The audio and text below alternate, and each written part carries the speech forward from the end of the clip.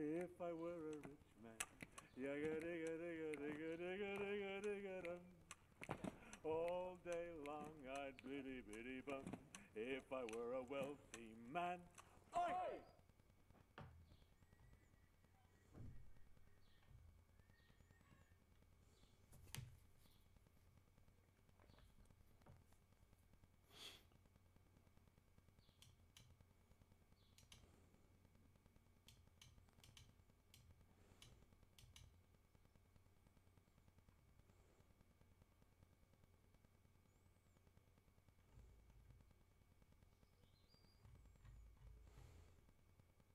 Yeah.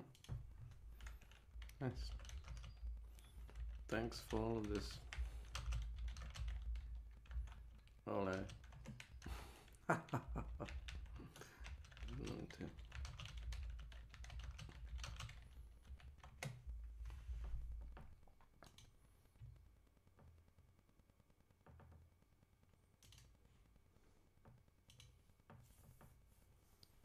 Ja. Welcome.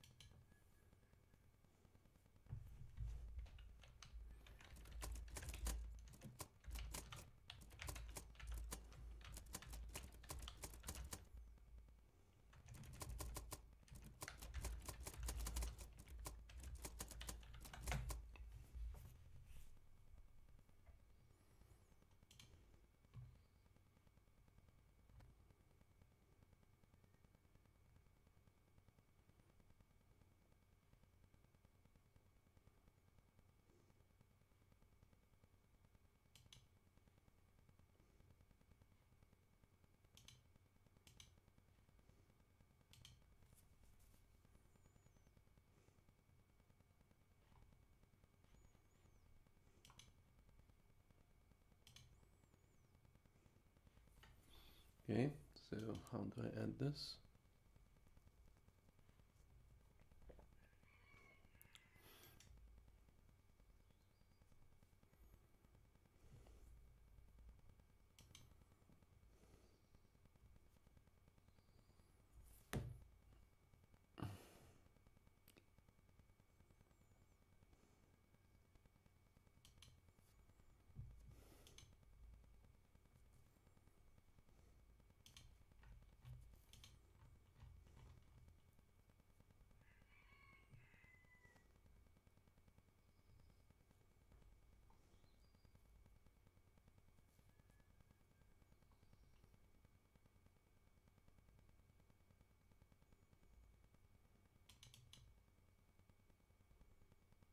Oh. Wow.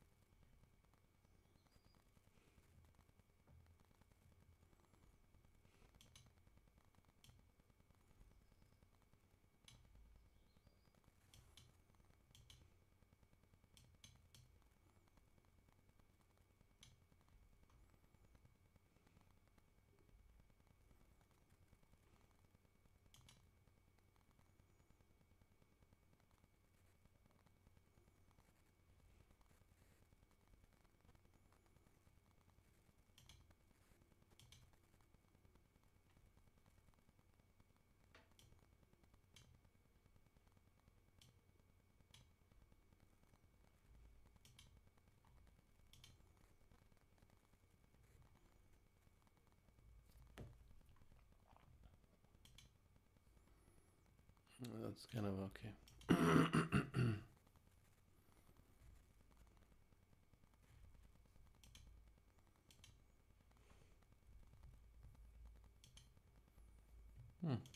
Goodbye for now.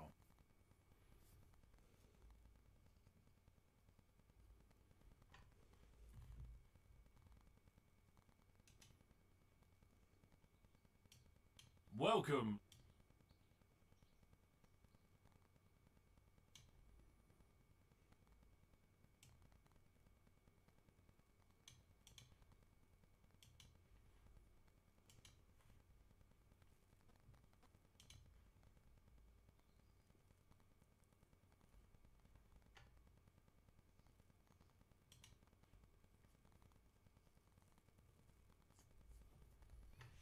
Oh.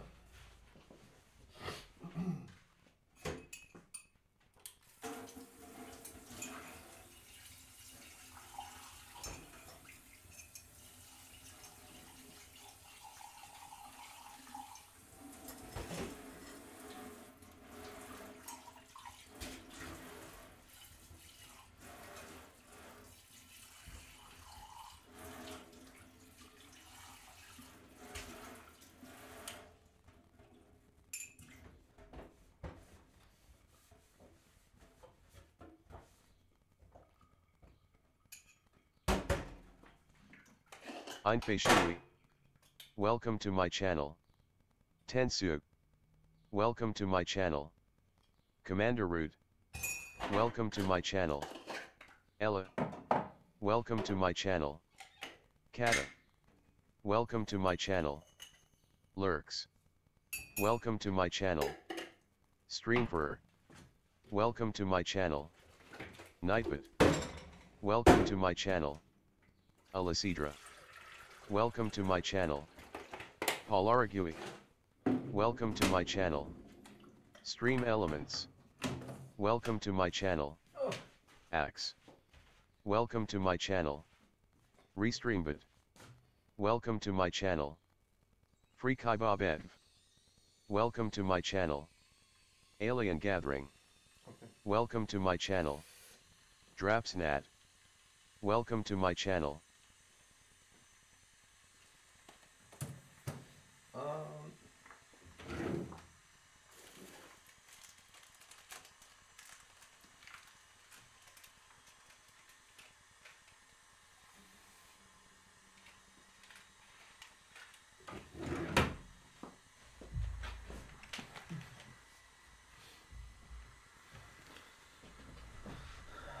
So let's check this one thing really fast.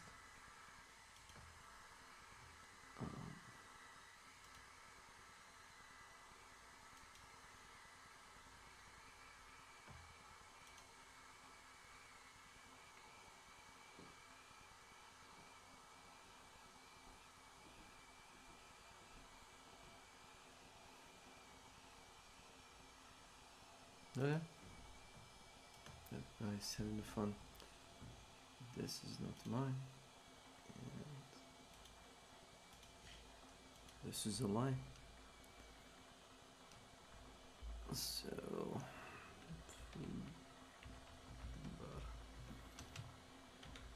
Prime touch.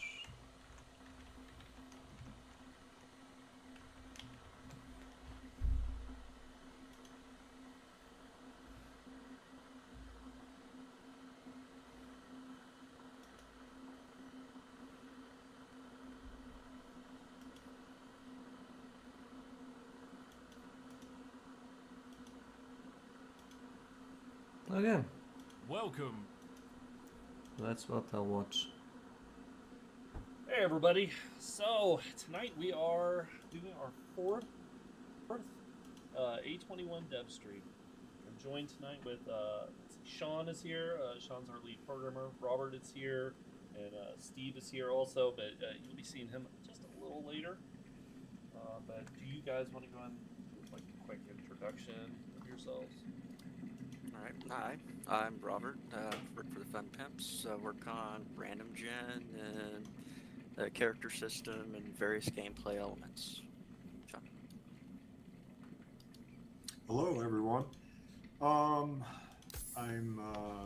name's Sean, as you can see on the screen right there.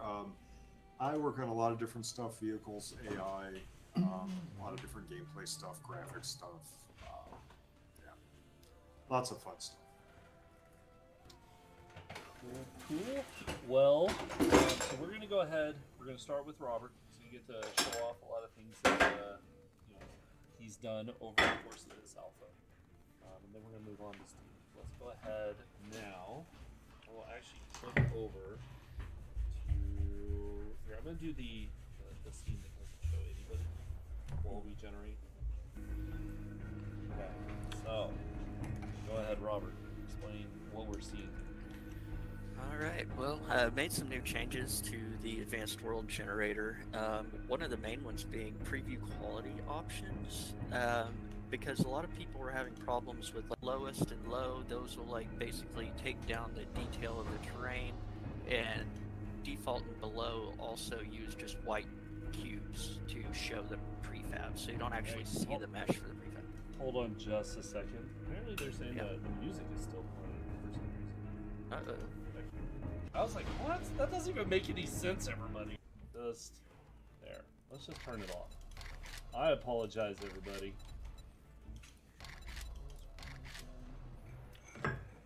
Okay, yeah, sorry. Keep going. Keep going. Alright, then high and highest will display the previews of the prefabs themselves, and also highest, you get basically 1 meter ratio of the terrain inside the previewer, so it'll be showing you every single meter's height. I mean, it eats up a lot more RAM for the preview, so I leave it to you guys to decide which one you want to use. But we're going to use one of the high ones, so you can see the prefab previews, and also see how quickly 10Ks generate. Cool. Are you ready for me to hit the button? Yeah, go ahead. Hit it. There it goes. Okay. I was like, didn't do anything. That would have been awkward. Play one of those little technical difficulties cards on the screen.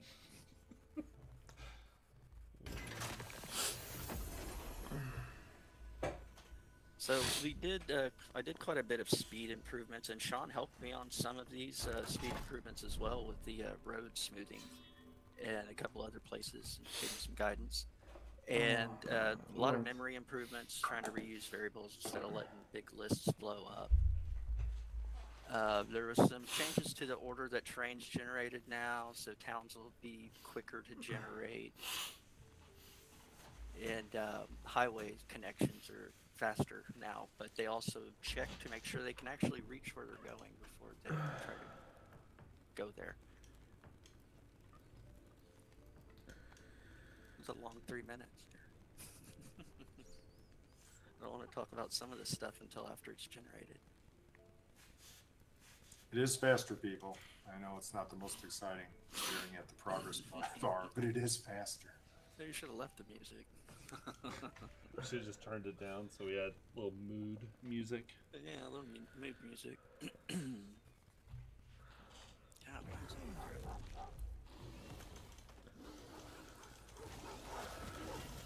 Remember, though, this is a 10K. and this should be right at the end here. Does anybody remember how long it took for a 10K to do before? How long was the timing? Somebody was saying 7 minutes. I don't know what size map that was.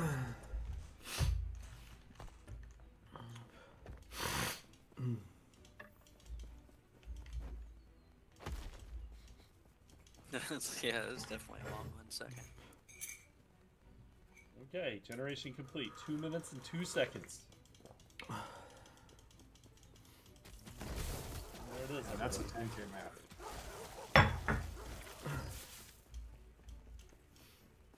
Hold on. Oh, feeling it now. The part takes a little bit.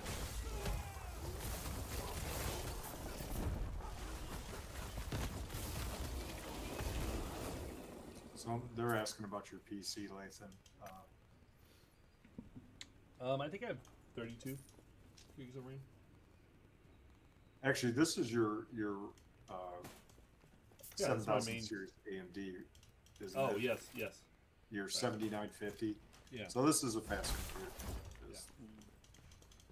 That's all you guys know. It is a 7950, Okay. Is that? which is what I Alright. happen to have now too. My computer's only a So- month old. It's also a 7950. We'll definitely want to go in, to the world, so you go ahead and click new game right there. There's a new button I added, so players don't have to remember the world name every time.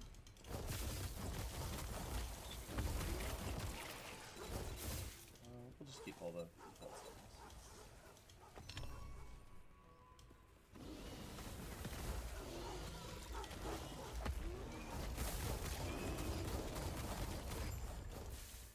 Oh yeah, I guess The we drum didn't roll really moment. zoom in on the map and show that off.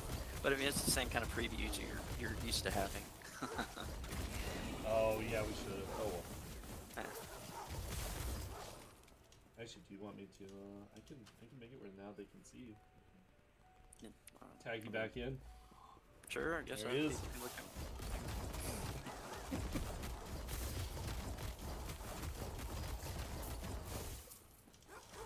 So I think they showed the roadside tiles with the art team. Or showed off some of Yeah, them. yeah, we did. Yeah. Yeah, a lot of this stuff overlaps.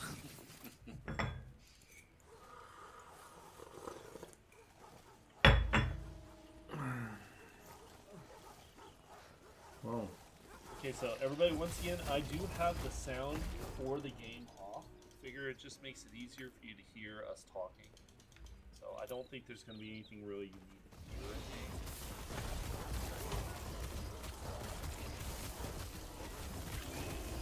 And, well, I mean, we can go to a city and kind of look around a little bit. And I'll talk about the prefab scoring system we put in. So we were having an issue with, we would have certain prefabs that would rarely spawn. And we wanted to be able to make them spawn more, and it was just kind of picking out of a list, you know, when we first built this one. And I decided to, you know, add some scoring so the level design guys could see certain prefabs that they just finished working on in the world. And so we now have in the random gen mixer the ability to take any prefab by name. It'll match the name or a tag. And you can adjust the weight, the bias, the min and max spawn count for the entire world. And it just gives you more control over what all units spawn. Okay, I forgot. Yeah, game sounds were on because that's what they were complaining about earlier. Anyway, fixed it, everybody. Okay, so what do you want me to do? I guess we might want to go back to the map, actually. I mean, there's a lot of stuff in there still. Go back to the map screen. Yeah, or, since they showed off roadsides already, I'm not sure. I mean, unless you just want to show it again for everybody, or... Show whatever you want. So, like, look up a roadside gateway. It'll just be a gateway, T, or cross. Not roadside, gateway. Gateway. Yeah. It'll be an intersection or a T. There's a T. Gateway T.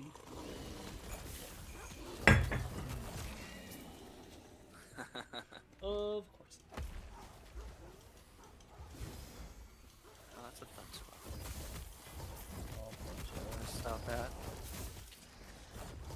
And some of these roadsides will have traders, and there's quite a few more traders in the world now than there were before. And we try to guarantee one every kilometer and a half or so, just to make sure, you know, y'all have plenty of places to go questing. And there's a lot more wilderness prefabs in the world now, but they're kind of spread apart where it's not going to be like 3 prefabs in one little tiny spot, but just, you know, they try to stay away from each other more. And a lot of them you'll find up in mountains. I guess we could try to find a mountain prefab tab. I guess go to the forest area? If you can find something like that. Let's see. explore around a little bit and look and see if I can find it. Probably should have kept track of the map. Yeah, yeah. Just remembered where. It's fine. Y'all don't mind us teleporting around a little bit. I just say find some mountains and head towards them. Yeah.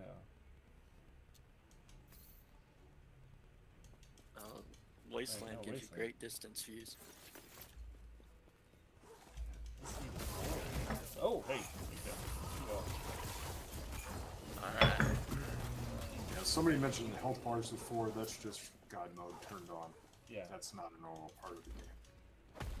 Yeah, so I'd just get way up there in the sky where you can look around and kind of find some paths up here in the mountains. They lead to prefabs. Generally, there's quite a few. And a lot of the wilderness POIs, I try to keep them a little further away from towns, just to kind of give a, fill in the blank areas more, and then it kind of makes more sense that they're not grouped up right up against a town.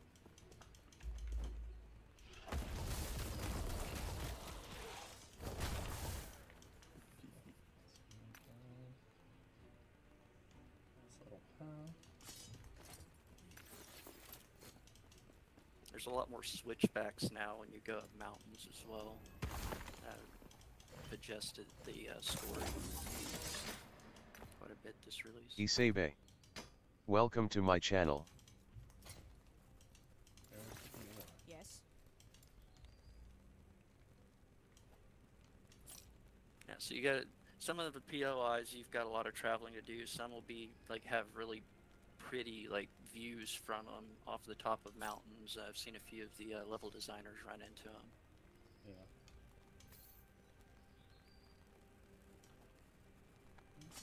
You look for another one?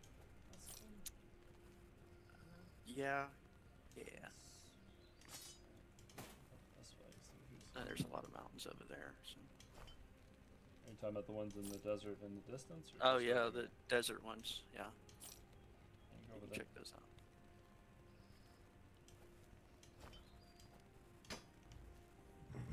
Sometimes there's some up on the top of these as well.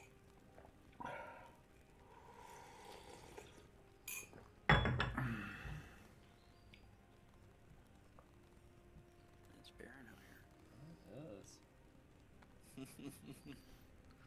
Horrible Well. place to be stuck with no water. Oh, there's one. Take care. Yeah. So you can see how that path kind of switches back and forth to. It makes it walkable. I mean, you can drive up it with a car, but the Jeep will get a little slow Yes. as you go up some of those.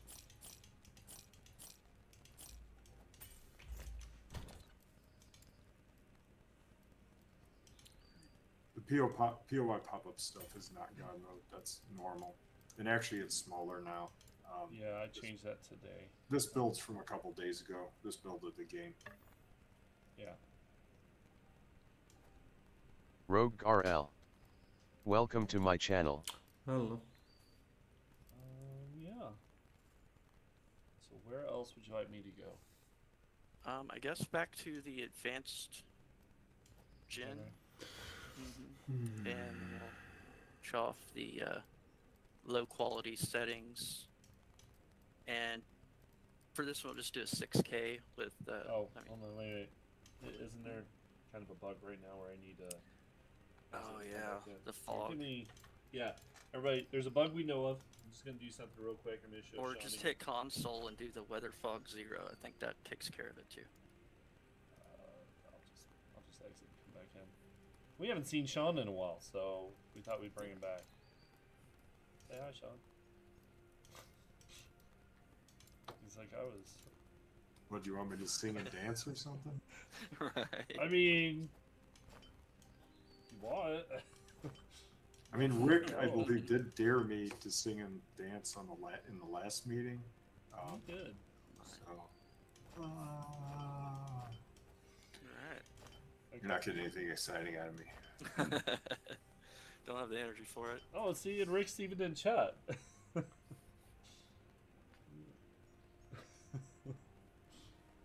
Okay, so You just said have fun, so I guess we can take our shirts off or something. I'm not quite sure what that means. And we're clicking away. Right. And we're done. Sorry, everybody. This became the wrong type of server. Okay, so random gen previewer. Do you want me to use that same seed from last time? Yeah, let's just do the 10K and yeah, do default quality. Do you still want me to do the same map? Or do actually do a 6K and just do whatever one. It doesn't matter. We're gonna do one that's pretty quick so we can hop in there and see the difference between the. Okay, so default quality.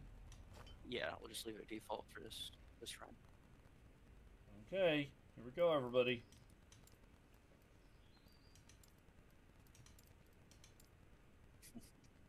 Now these should like pretty quick.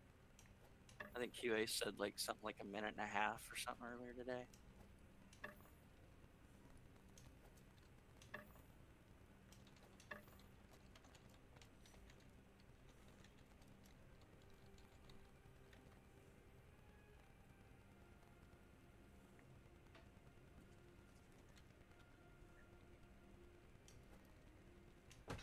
Yeah, I don't know if Lathan has any pants on. I'm not privy to that information. I Yeah, do, maybe. but they don't match this shirt, so you're not allowed to see them per my wife. So.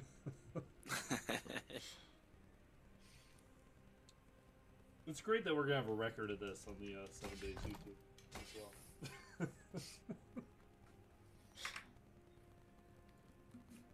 1 minute, everybody. 1 minute. Look at that. One on the dot. Yeah. I got a little too excited and I started messing with it. All this good stuff. Just hold down the right mouse button and then like just W like you're flying around. Yeah. Let me go up a little bit because I'm like spinning it as I. Yeah. It likes to dance around. I bet. Y'all wanted dancing. You're getting Right. dancing. Oh. Did you like hold shift to make it go faster or something? Doesn't seem to be going faster whenever I shift. Not faster. Is it supposed to? It's the anticipation. Yeah. I think it was. I just wanted you to be excited. That's all, everybody. It is very exciting. Yes. So one of the improvements to the highways was you won't notice them crisscrossing each other. If they cross each other, it's at a roadside tile, and anywhere else they try to go around to get where they need to go.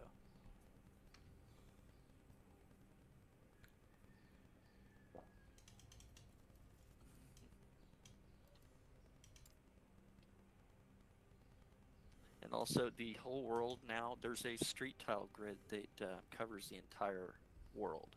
So it helped me place wilderness POIs in a more spread out manner. And also it's really easy to just drop a town in place programmatically with the whole world being on that grid.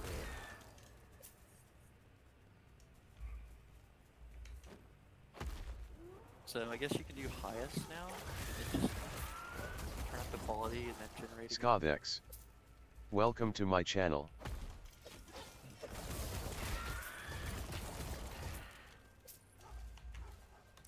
For a second.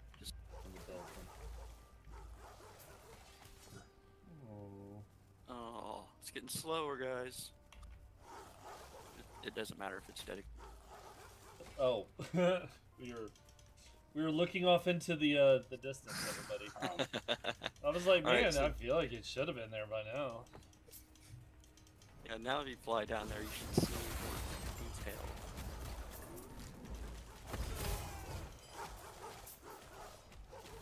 Shift not making you go faster? Shift is doing nothing. Is it the other shift? Because I don't know if my fingers can. Yeah, I Do the made it mouse the other and- shift just to make things more complicated. You're like, you know how I'm gonna mess with them?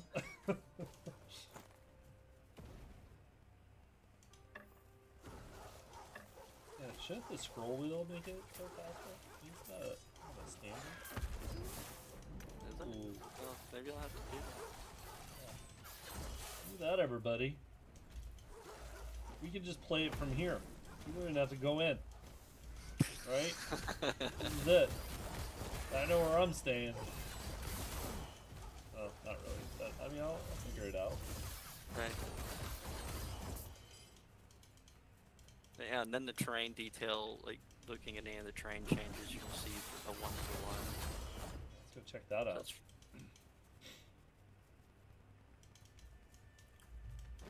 preview all the sleeper locations.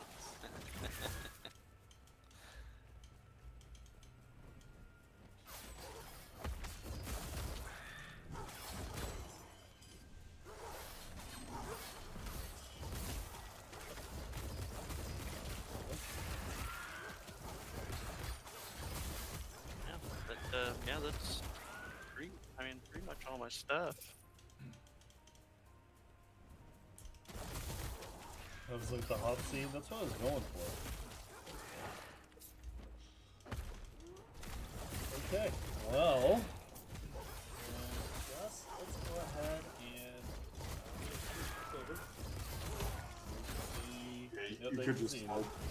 You could just help me with that for the next part, I guess.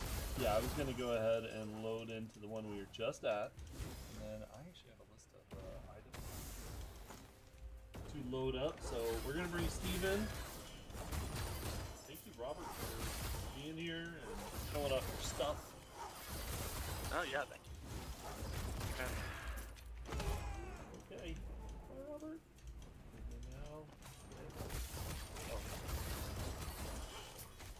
it'd be weird to bring Steve in and have him what his name is. Robert. Hey.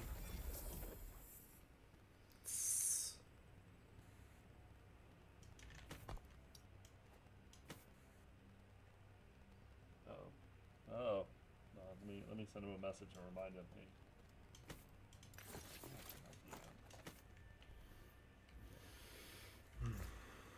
Oh, hey, here he is.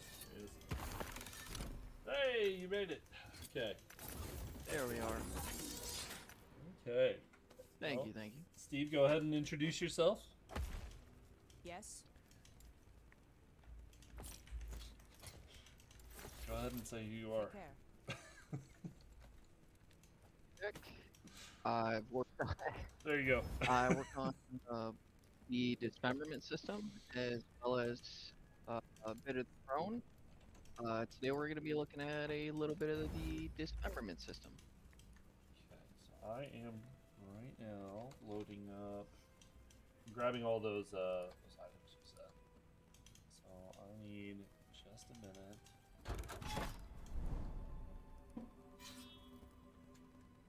Yeah, but yeah, everybody, he's gonna be showing off. We're gonna be talking about the dismemberment. We're gonna be cutting up some zombies. Yeah, okay. Here, I didn't get them all, but I'm gonna click over anyway. So let's do this, and then let me get out of God mode, and then I know you had more. You wanted the explosive arrows. Yep. Let me refresh really quick and we'll start with the hazmat zombie after. Some hubcap mines. And some pipe bombs. Okay. You go in the store with Arlene. She's the best. Did you want me to do the TDS command? Yes. We can show off the TDS there. Of course, this is going to be weapon dependent on how well you've spec'd into it now for your dismemberment chance. Okay. So, you want the hazmat zombie? Correct. If you could show one at first without the AI and in a T so we can kind of cover both sides. Is that a button? The control should also turn off the animation for the same key. Oh, gotcha. Okay. go. See, learn something new every There day, you go. everybody. And so if you take a blade and just cut off his left arm there, Oh wow. There it is. and then you Not can bad. also use a blunt now for the right. There will be a slight difference. Maybe try the lower, so go for the hand. Oh, it's okay. Same difference there. But now I mean, if you turn... we can load up another one. I mean, we can do No, this no, all it's day. okay. Everybody. What do you want me to do next? Yeah, if you turn back on the animation now, which will be control again, and the start key. Do I need a new zombie? So if you look at both of those nubs, the one of course is going to be not moving around because it's a complete cut, but the other one,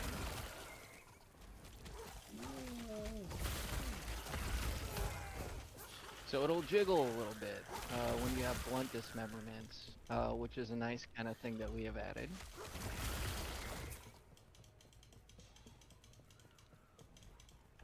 Okay, sorry. And They in the asked me back to do there. it. I can load up another one. That's fine, that's fine. Go ahead and try and take off his other leg there too. Yeah, maybe aim a little lower. There's two separate dismember points, so... Oh, lower leg. Down to that. Yep. Oh. So now he's got, and then on the other leg, if you take it off at the higher level, you can kind of see the difference between those. Like at his quad.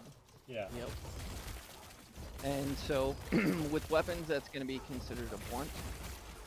And there's different, you can see the bones sticking out, everything else going on. Yeah, oh, nice, good. And so if you spawn one more of them, You want me to spawn a different zombie instead, or the same one? do the hazmat again and just chop off his head. Okay, so not with that.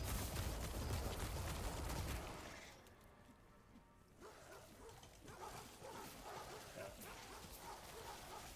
So I got there the we top go. of his head. That so, didn't, yeah. here, let me aim a little lower, everybody. A little lower. Yeah, you might want to try that.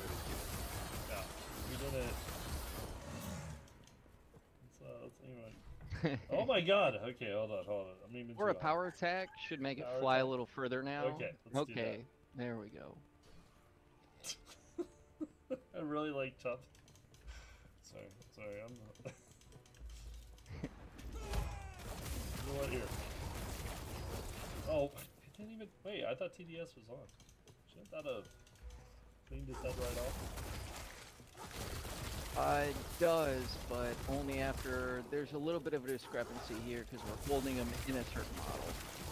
Oh, I can let him free roam. He doesn't scare me. That's not. Okay, let's go back to the camera.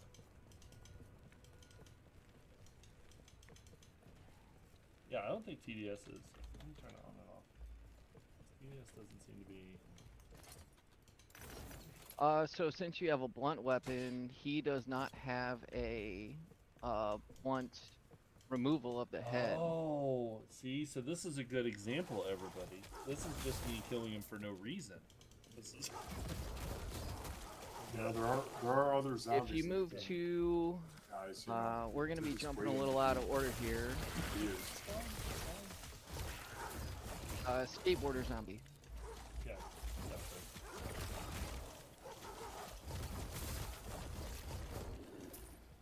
So he will have a blunt head, switch to a blunt weapon.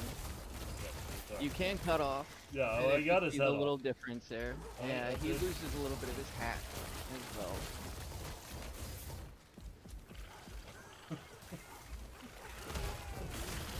So his Probably head the kind most of rolls morbid back. thing you all are watching. It's just us blooding up I zombies. hope you all had dinner already.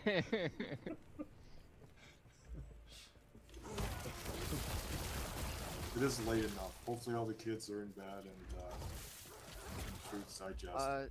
Same thing kind of with him if he took off the arms or did the other parts.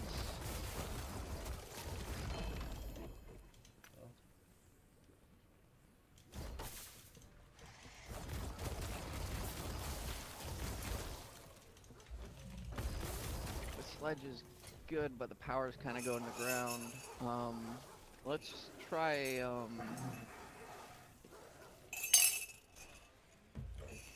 Darlene would probably be a good one with the head. Okay. Again, he's attached there. Okay. So with the sledge. I think dismember works for both. So if you shoot or hit her in the head, it should dismember. Yep. So there you go. Her head went flying.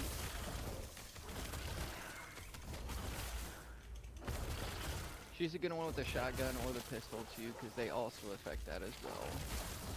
Now I have to do that. Like that, I don't think we have a choice. We have to see it with the shotgun.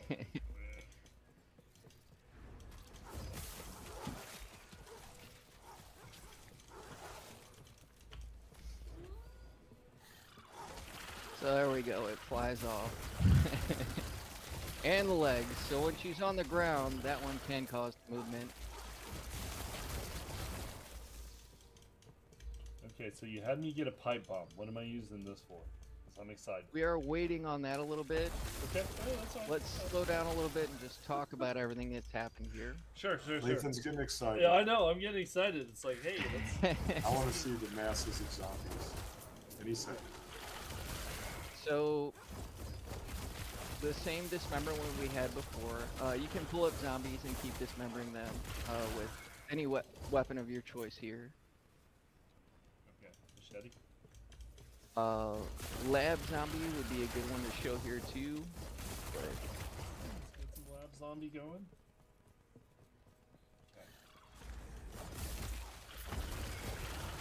so for the most part, when you're doing a clean dismemberment, you're gonna get a clean cut.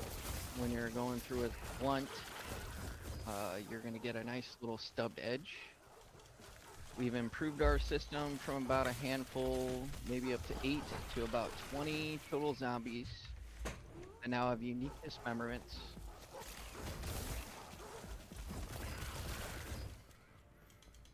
Go ahead. You can go and start cutting on her.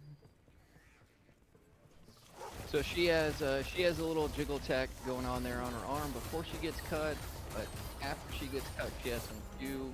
I think her legs also lop off. Her head is also another half dismemberment. Yep. So you can see the knee bend, different things go on there.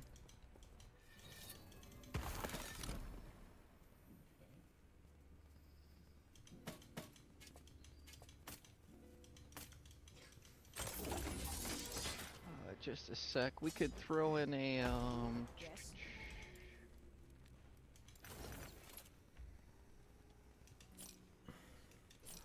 worker here as well. Should be another one that has a little bit of the leg jiggle tech. And he also has the hat removal like the skateboarder does, so he'll lose his hard hat now, which is different.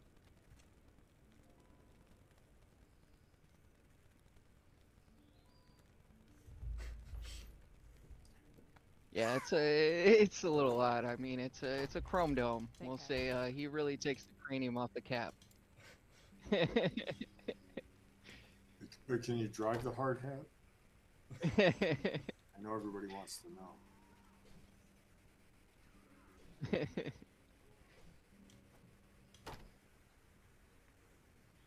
But definitely also use the blunt too, because they have, again, so each zombie has unique dismemberments for these points.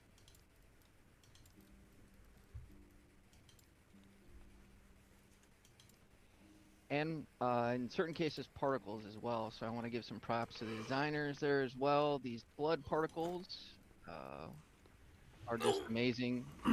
Fountains of blood now.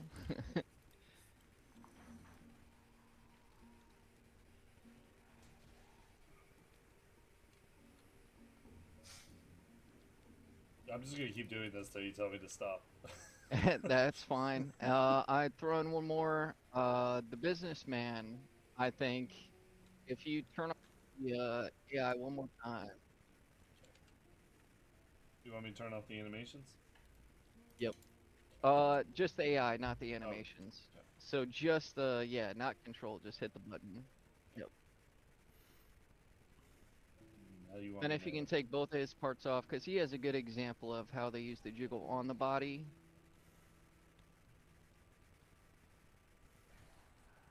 Higher arm there in that case as well. That one will be jiggling, but there we are.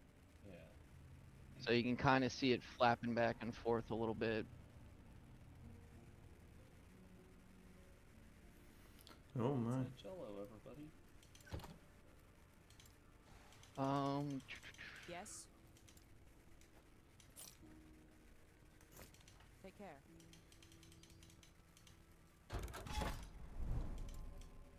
There was one more thing if we go back to the lab. If you take out one of her legs.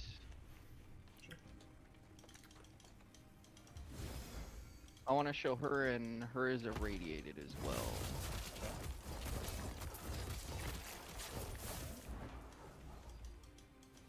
Is it the jiggly nub that you wanted to? Yeah, she's got the nubs, but she should also, maybe it's only with the blade. If you cut it off with the blade, she should have a different texture for her leg after it's cut off. Like she's got a blood splatter. There we go. We'll get a new one. Right. Oh. There we go. Yeah. There we go. So a few different things. These aren't implemented on all zombies, but certain ones you will notice a difference. But if you do a radiated version of her as well, radiated versions should all work correctly now as well.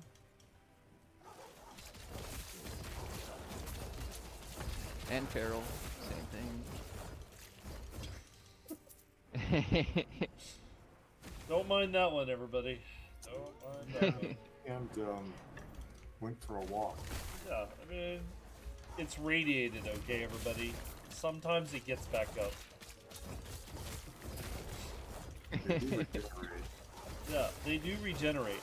There's gonna be another one behind me. Wouldn't that be great? The hand rolls down There the you hill go. and then another one There's runs a up. blood splatter radiated.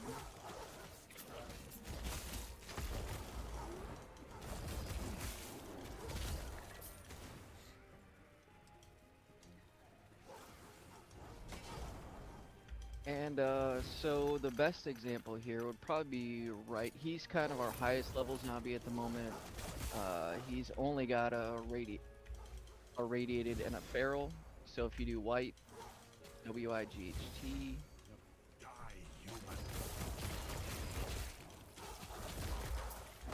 And he'll have a couple models. And then you can start playing around with him coming after you.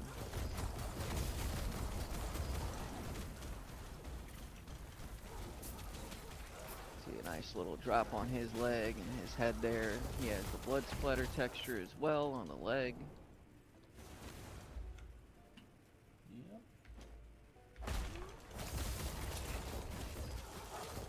When it's chopped off. Yeah.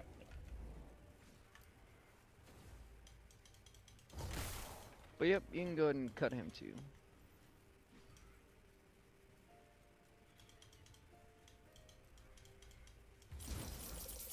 And the last thing I wanted to move into, which is a little more fun, you could start with 5.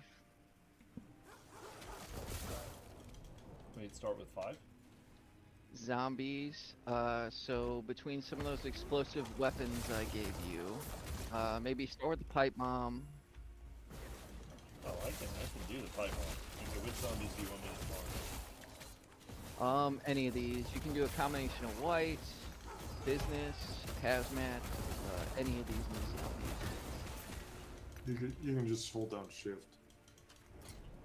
Yeah, shift will give you 5, control. Yeah. Oh, shift. What? Oh, look at you all getting fit. See, I'm learning things here, everybody. I didn't know about any of this.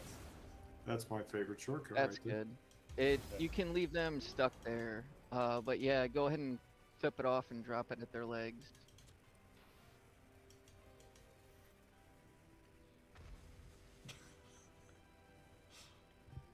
This is horrible. I'm just watching 30 So- minutes of us just making chunks go. Oh, man. Yeah, just watching Jibs fly. Well, I was really trying to dial this in. This is the last 3 or 4 minutes of the grand finale here. Okay. But also, if you had the any of the landmines or rocket launchers, I want to save the landmines for last. Okay, But landmines? explosive arrows are also fun. Okay, so here, let's get the some Darlene's. That was one of our Darlene's choices. good. Okay. Lab Zombie was another one. Skateboarder.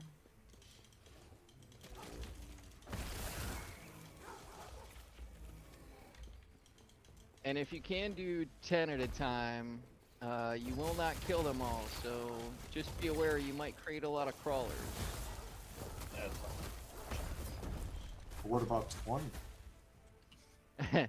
25, you will definitely create a lot of crawlers. Or 100? Yes.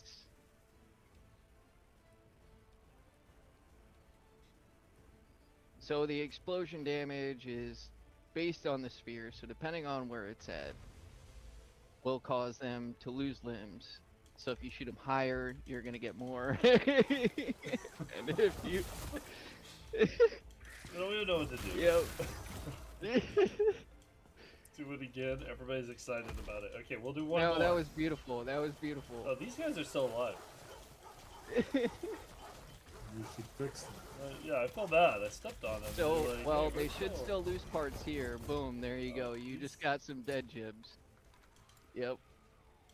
No, these ones. So Sean also helped me with this part of it as well, and it's the nice thing is it's been optimized now, but it can hit multiple body parts.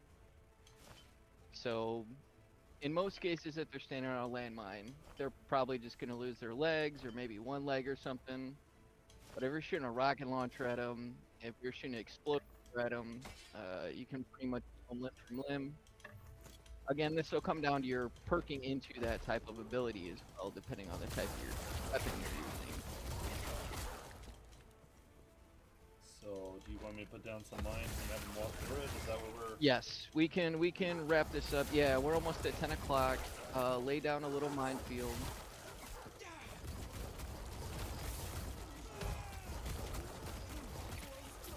And then, if you turn off the AI and spawn yourself maybe a group of... You mean turn And on then- the AI, right? Yeah, I mean, I need them to Yeah. walk there. Well, I mean, turn it off so you can get them all ready. Have them look at you so they actually come at you. Yep, and have Oh, them face you. okay, hold on. Or shoot a gun. Well, you can shoot a shotgun and they'll face you, but yeah. Well, it's too late. I mean, we have to move on now. I mean, the Tesla's ruined. So we're just gonna... We'll just start again. So I usually did them as space apart too, but that's a good minefield. It's probably okay. Let's down here. Actually, let's. You know what? I mean, it's not like we're paying by the mine. What I'm doing. Well, it's they. So if their body lands on the mine, it's gonna blow it up. But yeah. Yeah, better safe than sorry, everybody. I don't. Yep. And then now, if you just turn AI back on, and maybe shoot your shotgun in the air, they should all walk. Yeah. Think of a few of those parts in about quarter mile. That All right, a few of those were a little high. And it only used like 3 mines.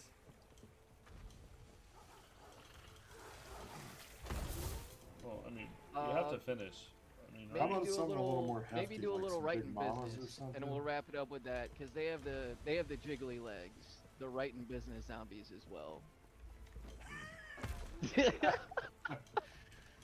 Okay, well, we'll do the white.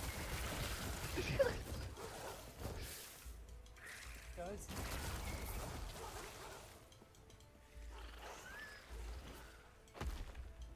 Yeah, they're running in motion there too.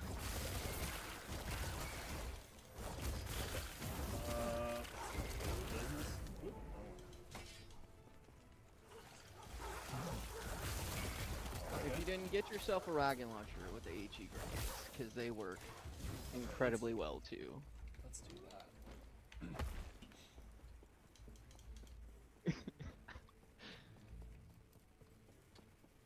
said the HE ones. Yeah. Well, the other ones will take out the terrain, so it's hard to. Yeah. Yep. Okay. You know what? I can't hear her screaming. I'm just gonna kill all. No, sorry, and I'm lagging a little bit behind. Oh, that's good. Maybe she'll bring some friends. Oh. Yeah. Sorry. Yeah, I already did it. Yeah, you were lagging behind. Okay, so I'm gonna show them on this. And then I'm going to now spawn this there, and then completely miss at point blank range. Let's do it again. This time. There it is. Yeah, I think I need the frag once on the AG. So now we're. Oh, yeah. Yeah, you need the frag. Can you do 25? Oh, I Line can. on 25 if you can. Oh, Yeah. I can do 25. You might want to back off a bit because the smoke from the weapon is hard to see through. Okay. So. Oops. I keep doing the wrong.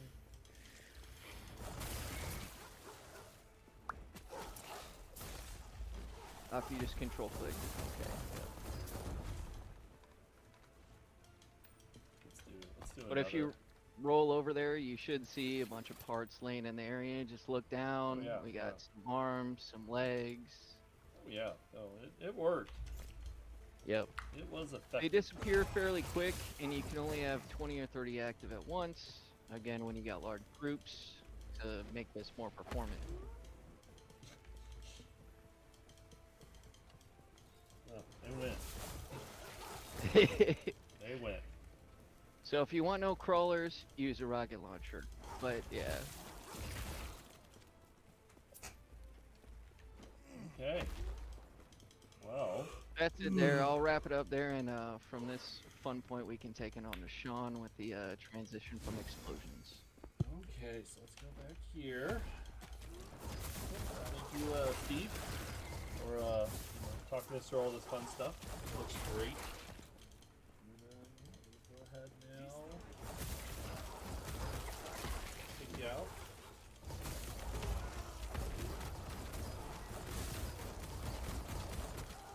And boom. Okay, Sean. Your moment has arrived. All right. Well, you know, kind of after you did that, I almost want to move the order of some stuff around. But you know what? We'll jump around a bit. A bit is fine. So we'll get back to blowing things up later. So yeah, if you go back into the world where you were, I don't know if you just stopped showing it or. Yeah, I did, but it's back now. There you go, because that's where we want to be. So I have a variety of stuff I want to talk to you guys about over the last year that I've had fun working on. Mostly, I mean, everything's not fun in game development, but a lot of times it's fun. At least the end result. Getting the end result is often sometimes frustrating. But let's start out with the forge. So if you get a forge. And the bellows, the anvil, and the crucible will show a thing that just got done in the last, maybe like 2 weeks ago, that adds a little more authenticness to the game that people were asking about, and I managed to put it together. Right now, we only have it working on the forge. The campfire, hopefully we will be done for Alpha 21. So there's our new forge model, which is twice as big as it used to be, 2 blocks wide. So now you can equip. Okay. So I did the bellows. Yeah. So if you close the window there, you can see there are bellows there. And then if you add the crucible.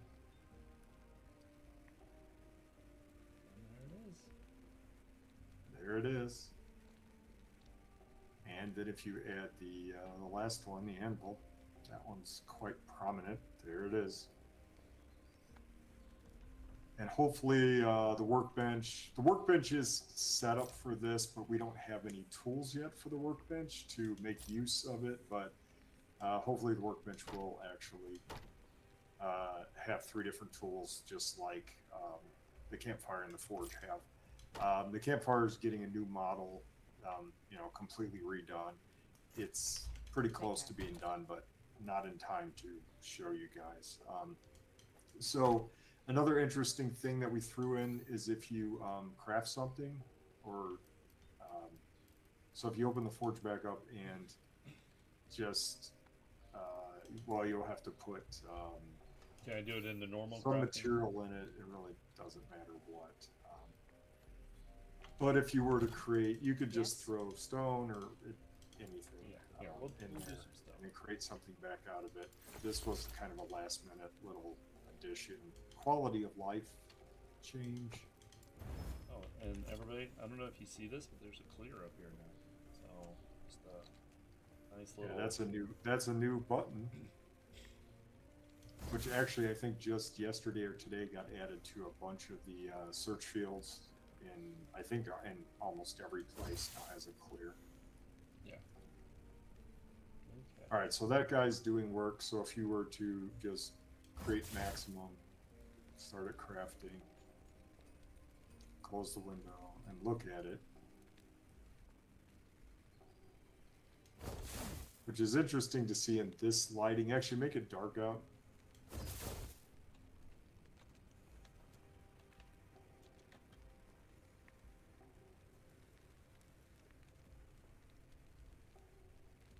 The forge actually has kind of a glow about it when it's crafting, so you can actually tell when it's crafting. It's actually underneath the fire. It's a subtle effect, but Yeah. you can basically tell when it's working or not by. So if you were to turn it back off. Looks good. Yeah, it's I don't know. It's yeah, I don't know if it should still be working, but it's pretty subtle there on this screen here, so I'm not. It's not being very obvious. Hopefully, it didn't get broke or something. The light did get moved just like last week. Yeah. That one's kind You of sure it's tricky in because this the build? flames. Well, the flames like kind of are strong. Yeah.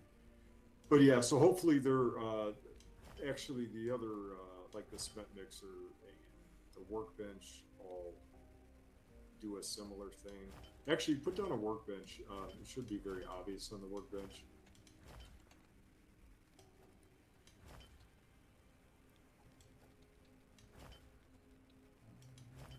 There we go. Because the workbench has a very obvious difference. So just craft whatever on it.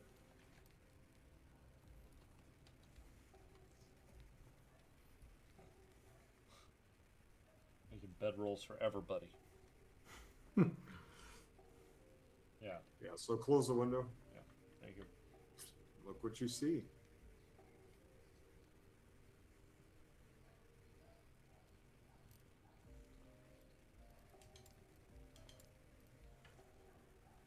Actually, go back into it and cancel that. Cancel whatever you're making. I don't know how many you were making. Yeah, a whole lot. And close the window. Yep, there it is. There you go. Done crafting.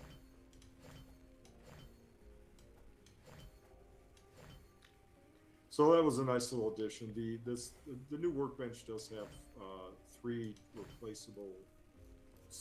independent tool objects in there that we can turn off and on. We just don't have any tools set made for the workbench yet. That won't be in Alpha 21. So anyway, that's the new Forge stuff. We can go look at reflections next. So we made some improvements to how reflection probes update and blend in the game, but the big thing we added was a new screen space reflection system that's completely different code. So to show that off, we need to go to some place reflective. Is there a dish on power on this map?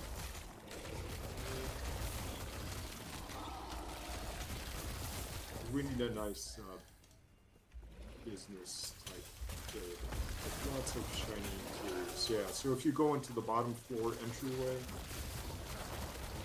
you're gonna see, actually you can see reflections going on right there. But Yeah. yeah, so this whole area, actually why don't you do this, turn screen space reflections off, and then we'll turn them back on, and you can see the difference. So video, SS reflection, bottom right. Oh, there it is. Okay. Turn it off. Yep. Okay. Alright, so if you look now at, like, say, the black tile, and basically everything's a lot duller. All you're seeing right now is the reflection probe, which, you know, provides you with some reflections, but it's more dim. It's more dim reflection, and it does have a little bit of stuttery update just because of how long it takes that. It's doing like a 6 different cameras in 6 directions have to capture that thing in real time as you move around the game. So it has a fair amount of performance overhead. It takes a bit of time for it to capture reflection. So if you turn left and go over by like the booths where there's the cafe area there, and that you can basically just look around and see, you know, it looks fairly flat as you look at the like the sides of the booths. Good right is turn the AI off, but Yeah, probably. yeah, you see it's generally, there's some reflectivity. If you turn to the right and look down the hall, there's a glowing sign. Yeah, the Cracker-Book sign, you can see it's like, you don't really see, it's pretty dull in general. Now, if you turn screen space reflections back on. Hey, what's the button for FPS? Or the FPS on? It's F8. Turn this back on.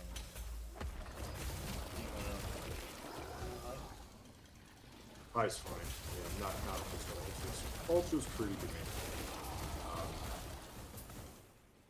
Alright, so now if you look around, like you'll start like right there, see the left of that town and country sign up on those stairs. You can see it reflecting all the black floor tile areas. You'll see a lot more reflections kicking in. See how that green is shining into that tile to the left of Savage Country. That wasn't there before. Yeah, see right there, you got all kinds of stuff reflecting on the floors that wasn't there before. Yeah. And the nice thing about that is it doesn't stutter because it's real time, updating every frame. Basically, just pulls the scene together, makes everything look a little more realistic. If you go back over to the cafe, there's a lot of reflectivity up in those counters.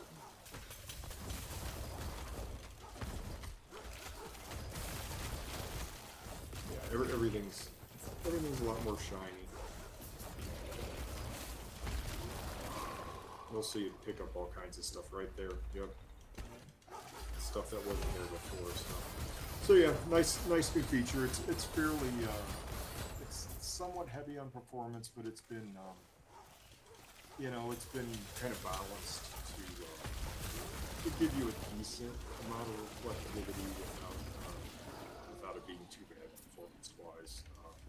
But yeah, just beware if you run around and decide to put it on Ultra, your PC may struggle a bit with it if you don't have something high-end, modern GPU.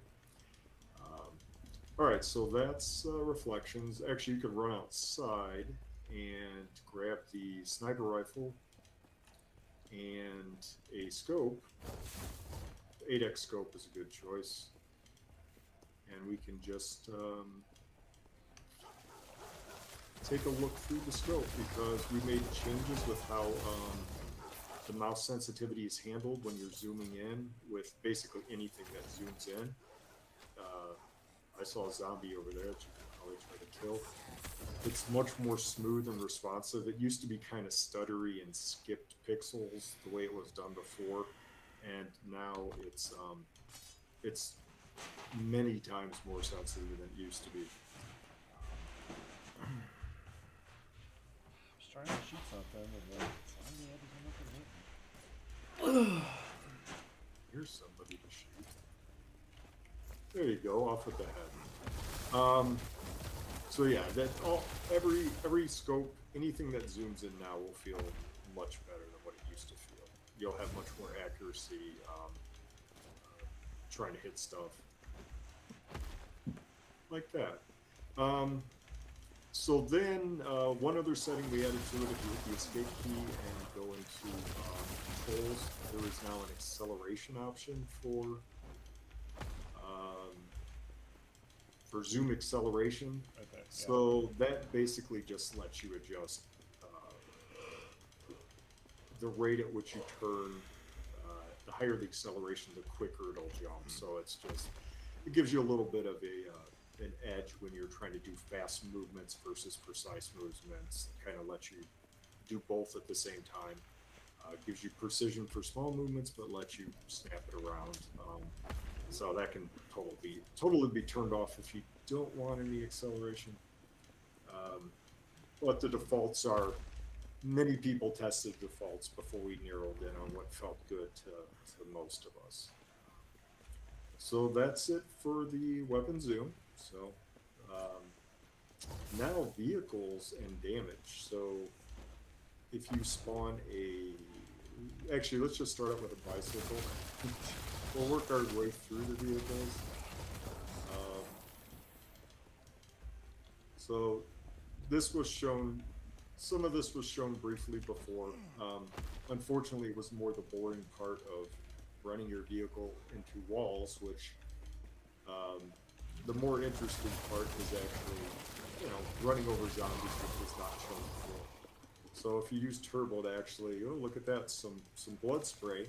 So the blood spray is new. There's like a misting effect, and then there's also splatter that. Okay, I don't know what that was. That was your No, I jumped. Kung Fu bike move there. Yes, I jump kicked her from. Yeah, so you might want to you might want to just manually spawn some zombies. I'm not exactly seeing tons of zombies right now in the town to test this on. I just made whatever. It did quite a bit of damage though. That was like 62 right there. Yeah, unfortunately, I can't see your damage level on your bike. When it gets down to 25%, you guys will see a new effect on the bicycle where the crankshaft is. Once the bike's below 25% health, it will start sparking. Yes. So if Lathan runs into enough zombies and or walls or whatever, you guys can see that's an indicator that the bike is actually. There you go. Look at that. Your bicycle is having problems. Oh no! That actually just got done in the last few days for all the vehicles. You can actually tell that they're breaking. And then if you slam your bike into a wall and actually destroy it, you'll see it looks like it's got problems.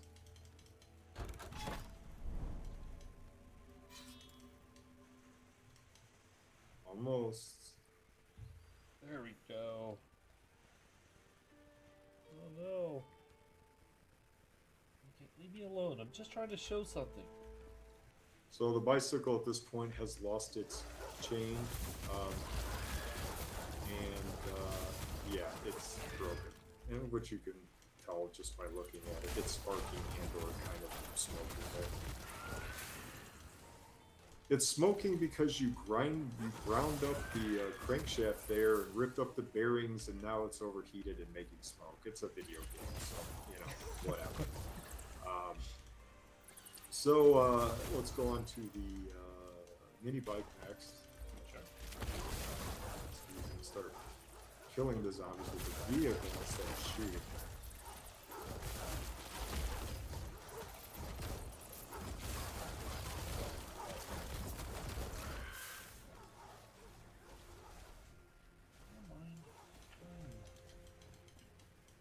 Oh, did you not spawn it from the F6?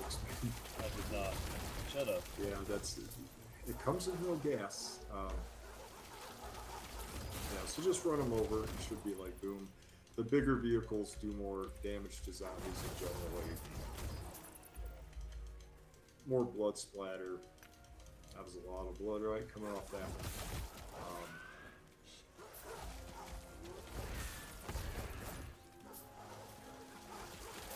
And this one, once you get to 25%, has a different effect. So you can tell that the vehicle now has exhaust coming out of the engine that it didn't have anymore. So there's actually, if he goes in a circle, you can see exhaust trail. That's new.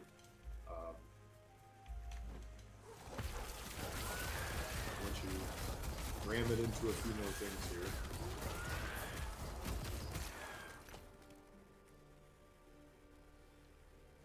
Okay, it's hard to drive in the side view, everybody.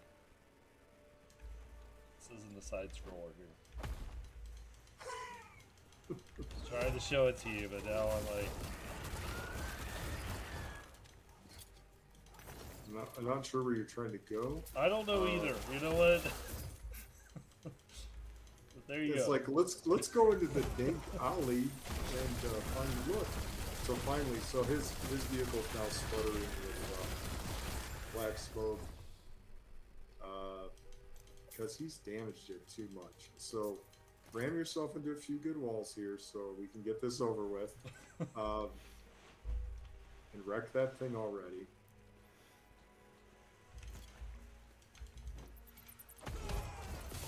It's on fire. My feet are burning. Oh, look. This poor mini bike. It's now on fire and it's broken. So let's see. We can basically skip the motorcycle because it looks the same. Try the 4x4.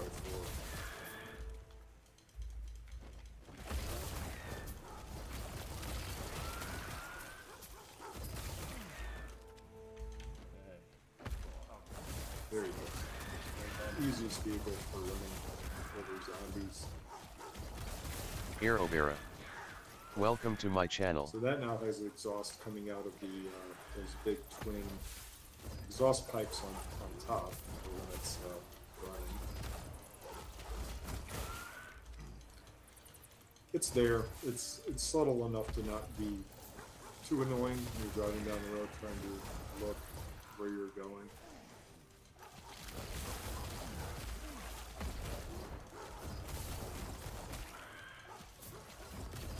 So the zombie ragdolls and how they hit off the vehicles has been improved. It used to kind of just go through the vehicle. Now they actually get kind of pushed and bounced off the vehicles.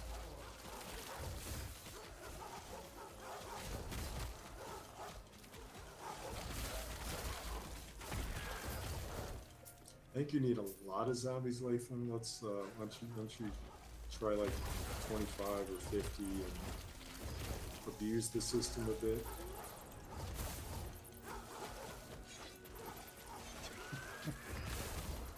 There you go.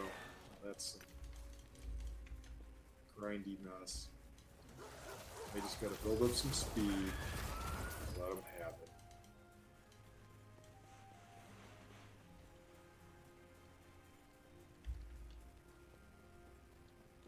There you go, loot bag. Feel free to, bash into some walls while you're at it so we can get to the... I already got to the 16th. There you go. Now he's got some dark smoke coming off the back because the engine's got some issues at this point.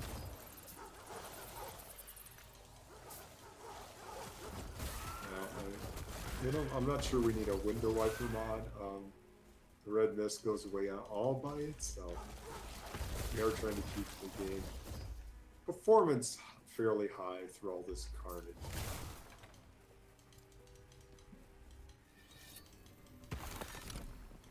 And yes, ramming your vehicle into walls does do a lot of damage to it. Just like in real life, when you ram your car into a tree, the outcome is not very good for your car.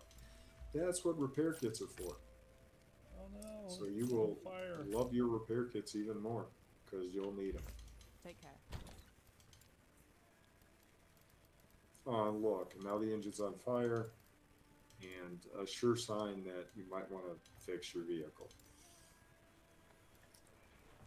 And we could skip the gyrocopter. It basically does the same stuff. The gyrocopter sputters, smokes, the engine catches on fire. Pretty much looks like the mini bike does. So that's the 5 vehicles and goodbye vehicle. And they do need differing amounts of repair kits, unlike before where one repair kit magically fixed the entire vehicle. The more health a vehicle has, the more repair kits it needs to get it back to full health. Now let's go find some water. A nice big lake somewhere. Okay. You teleport yourself straight up into the sky and look around. Hopefully we can find a lake. Oh, that's no. Oh,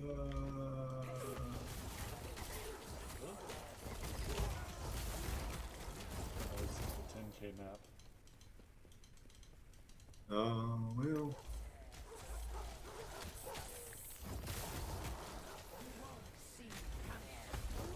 I thought I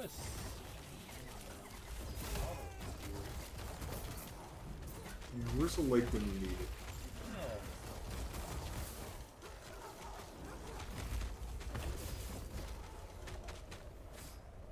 Yeah, looks like this map just didn't get a lot of water on it.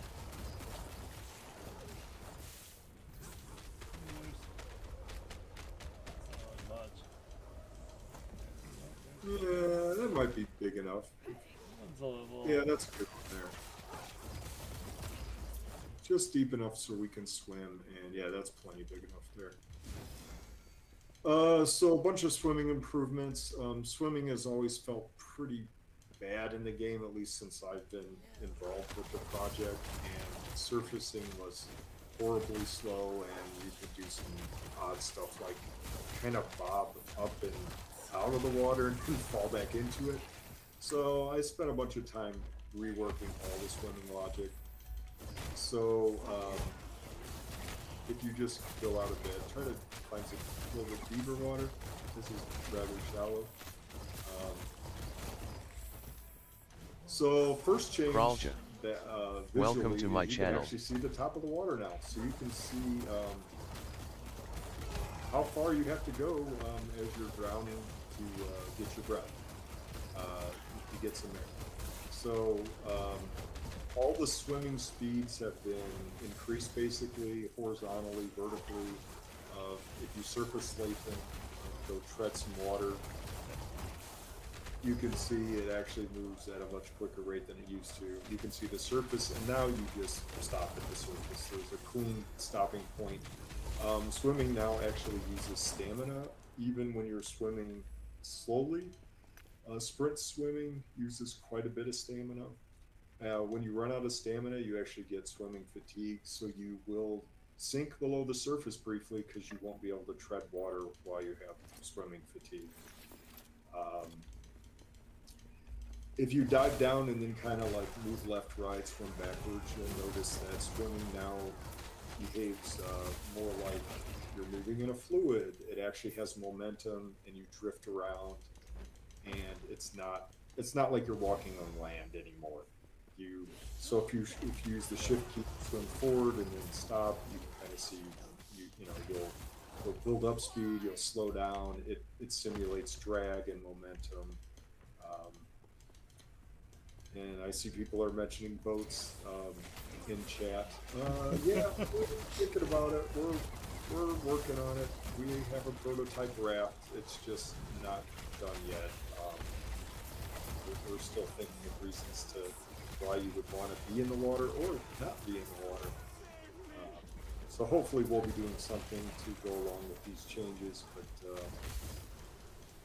and then one other thing with swimming.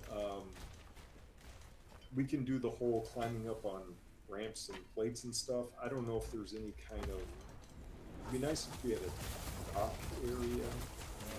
This big lake, unfortunately, doesn't seem to... Well, if there's a cabin down there, is that actually... That's probably not in the water. I did make a few changes recently to allow you to climb out of water if you're climbing onto a ramp, like a 45-degree angle type ramp, or if there's a plate. It just makes life easier. A lot of times you'd be stuck in water. Oh, that's interesting. Yeah, okay, so I teleported. I did this thing while I was in it. I think that caused that issue. It doesn't like me teleporting while inside the water. Yes, so in theory, it would be nice to have more water in some of the random worlds, more meaningful water, and you know, hopefully that's a more advanced thing with random world gen we can do at some point to give you bigger bodies of water, maybe longer rivers and such to make having a raft be useful to you, and then probably introduce some kind of water enemy, something that makes the water a scarier place. But yeah, these are steps in that direction. Yeah, I don't see any good place here because really you need more like docks or something like that, or to actually build into the water, which you're probably not going to find anything a random world gem like that. But we can move on. So related to the water, actually, is AI spawning. So there were some issues with AI spawning during blood moons for screamers or wandering hordes that basically then just finding spawn locations, and there was kind of an exploit where they wouldn't spawn in water ever, so depending on where you were at relative to water, they would get funneled into certain places, because say half of the area around you was water, they were not allowed to spawn in that water. Old code, it was an old rule, so that rule's now been relaxed. AI now tries to spawn on land, but if it doesn't, after X amount of tries, if it doesn't find anywhere to spawn on land, it will spawn in water. So zombies are able, so regardless of if you're building your base next to a lake, in the middle of a lake, whatever, AI are still allowed to spawn because, you know, they can't swim and they can get across the water, so there's no reason to not just spawn them in the water in the first place. Yeah, and there was also a fix with wandering hordes that sometimes wandering hordes would not spawn at all because their destination location could end up being like too far away from you, and it would just fail to spawn a wandering horde. So that's been fixed, which should make wandering hordes a little more, make them occur a little more often. They should always successfully, well, always is a big word, but most of the time they should successfully spawn around you and wander on by like they're supposed to do. Actually, so now, yeah, there isn't really much to show with that, just those are AI spawning improvements. So next thing we can do is, instead of killing these guys, you could spawn some animals and kill the animals, and we can see how the AI reacts to corpses, because that's been changed. Yes. Okay. So you just need to spawn some deer. Really doesn't matter what you spawn.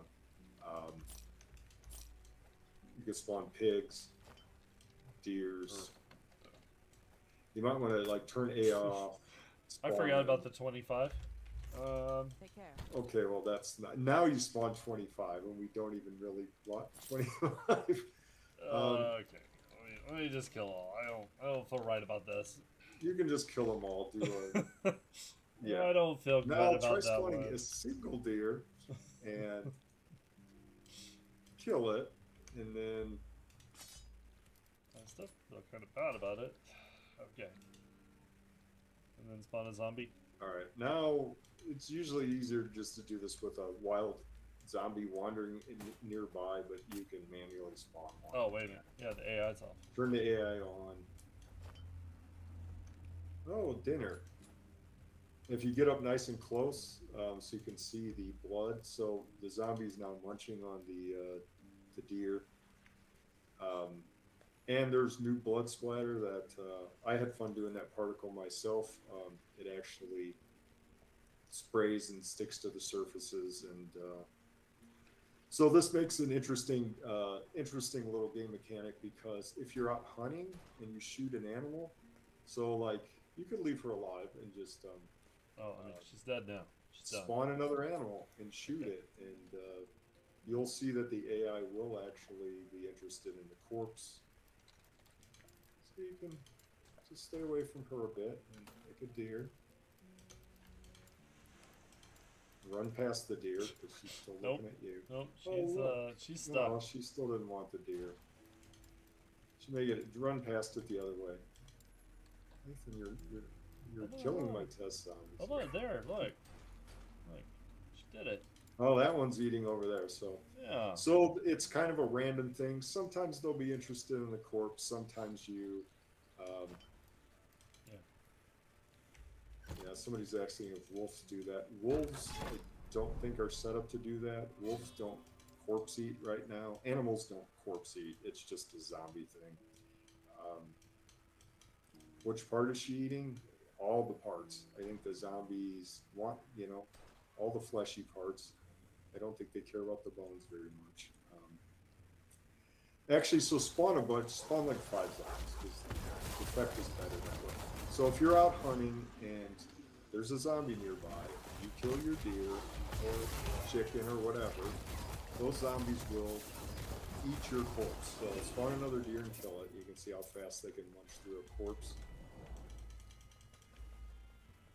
There's a deer. You gotta look at the deer. Only one of them wanted deer today. 2. Now 2 are on it. The others were not very content with deer. So they are doing damage to that deer. They are actually consuming it. So they will eat your kills. Yes, it does give you less meat because they are consuming the corpse. So the longer you let them munch on it, the less meat you're going to get out of it. So it's just plain gone. When we add bandits to the game, they actually do the same thing to bandits. We do have bandit prototype working with a couple bandits, and which is not in Alpha 21, but zombies are set up to where they will actually eat the bandits in the same way. Kill a bandit, they'll go over and munch on it. No, the deer will not eat the bandit. The zombies will eat the bandits, or the deers, or whatever.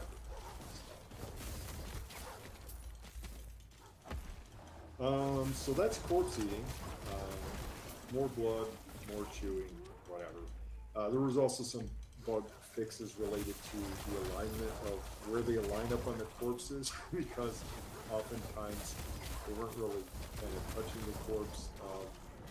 We actually had some good jokes about crotch munching, which yes, I said it. Why do you bring these things yes, since they just eat wherever they happen to eat, which sometimes leads to some humorous body part munching. All right, so moving on. 2 more things.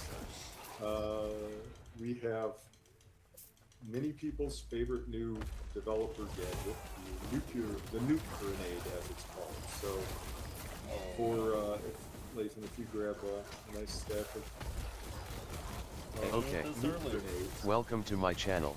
So this is a contact grenade that's just slightly more powerful than what you're used to. This we, yeah, you kind of. I know, I ruined it. I accidentally teleported. I was trying to fly up. So why don't you go back to Dishong? We need to be in the city to demo this properly. Okay. So this is basically the whole point of this grenade is not to show you that you're going to get to use one or have one. You certainly can if you use the creative menu, but we're going to use this to show off changes to blocks being destroyed, block physics when they're destroyed. So pretty much if you just aim at any building, and we'll use this to demo massive damage when something gets destroyed. So blocks now have physics, they kind of just fell before. Now they actually explode away from the center of the explosion. They blow outwards. There were various bugs with they didn't spawn with the rotation that the block was in, so they would like shift positions. There was also sometimes delays where you would see the block disappear before the damage block would appear. So basically, this just got a good pass to make it much more, realistic and feel better. And nuke grenades are obviously very demanding on the game, but this isn't a normal weapon that you guys would be using. Dynamite would be the next closest thing. Yeah. So yeah, you can see this, but I put this together to basically test. This is a good extreme test case of block physics, destroying blocks. And actually, if you go find some wood buildings, wood's a little more fun just because it disintegrates and blows up better than, like, concrete's or steel's your worst case because how much health it has. So something like this market building. Yeah, if you get one in the inside now.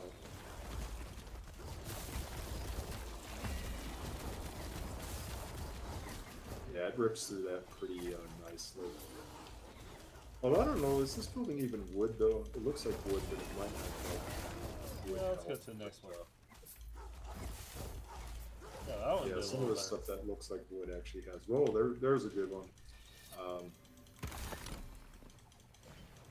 Yeah, so the new physics on blowing things up is much more fun. It feels much better, like you're actually doing damage and things are being shredded and blowing apart. Yeah, once again, this is just a test tool, so it's not something you get in game. But you can switch to dynamite if you want to show them the difference. You can pop over to using some dynamite and proceed to remodel some houses with dynamite. Or the rocket launcher. Rocket launcher looks pretty good now. Rocket launcher wasn't very exciting before, but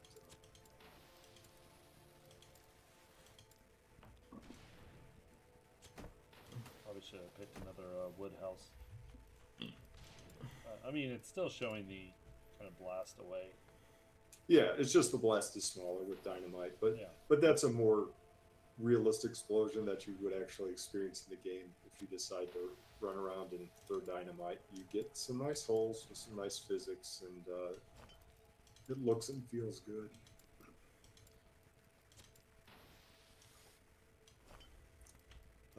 So someone asked about total collapse. Blocks basically disintegrate and fall apart like they did before.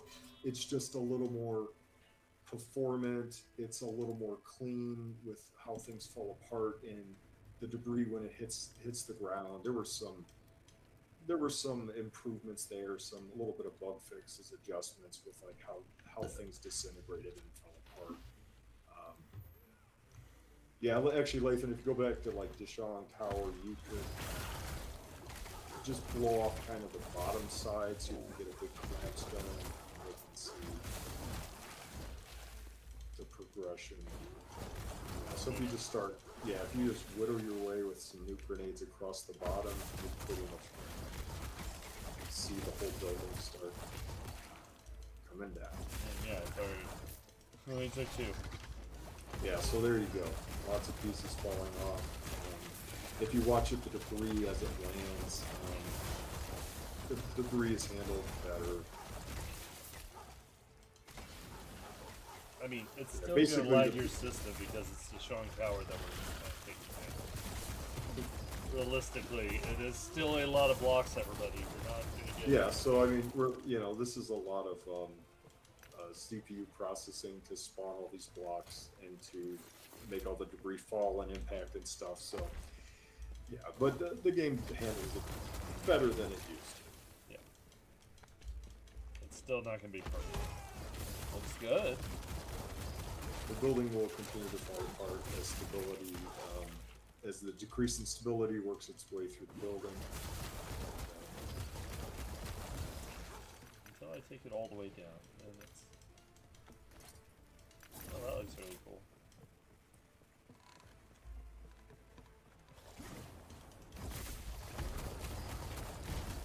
Oh my god. Yeah, I mean, it's definitely better than it was before. I mean, this is, yeah, it's gonna, the FPS is gonna go down if you try to take down the Shiny Tower. I don't think we'll ever get that to, you know, perfect with that much changes. Well, no, I mean, this is always going to be very demanding. There's no easy way around that. I mean, short of just making the blocks disappear, but that's not fun. And then, so one more thing to show off, which this is for, we're going to show off the terrain tool, which is basically for us, helps our designers make sculpt better terrain in their POIs, but it can also be used by anyone who wants to create their own POIs. You can pretty much go out to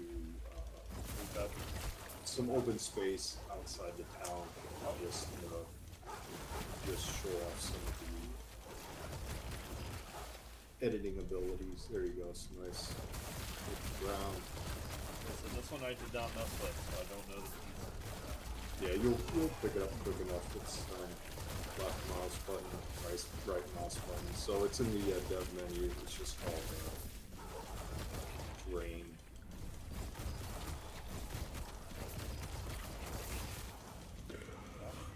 It's the shovel on the left there.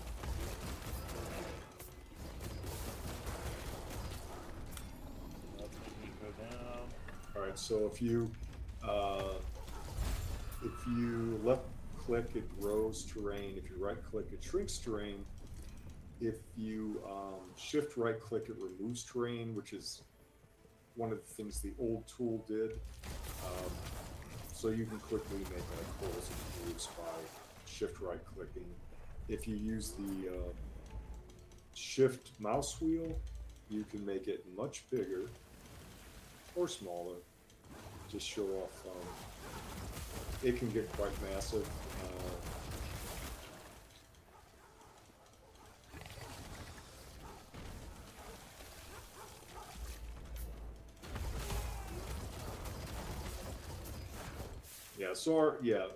With the remove tool, you can very quickly make a tunnel, and then you can add blocks to sculpt it, and add and shrink to basically smooth it out.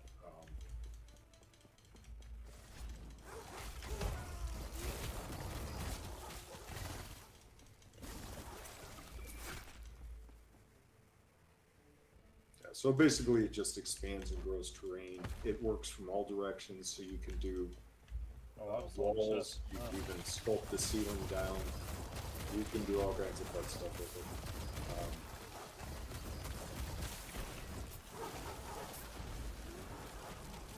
And then one other feature it has is it can actually change the block types. So if you alt right mouse button while you're looking at some terrain, you can actually pick up, you already have that block type. So if you wanted to change that into sand, for instance, or whatever, if you look around, you might be able to find something that's not that stone. Unfortunately, you're in the forest, and it's all kind of... Yeah. Might be a bad place to test it. You go literally anywhere else. Well, like, you could even go by, like, say, this... I think on the roads or whatever. Okay. And, there we go. The road's right here. And hold. So like there on that road material, if you do alt right mouse button, you will see it show the name in the bottom right of the screen. Right where I'm covering it up.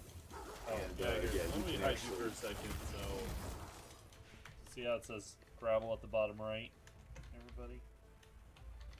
Yeah, so then you could, and what that's doing is it's forcing it to sculpt. Whatever it touches as you sculpt, it's converting it to like gravel in this case.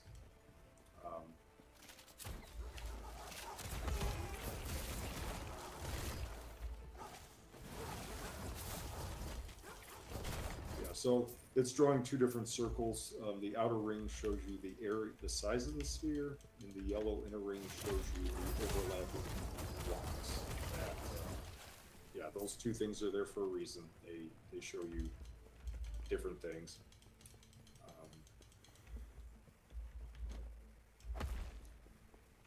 But yeah, so, and then if you show it, like, if you make it really huge and fly up in the air, you can see that it can do some pretty monster that's necessary.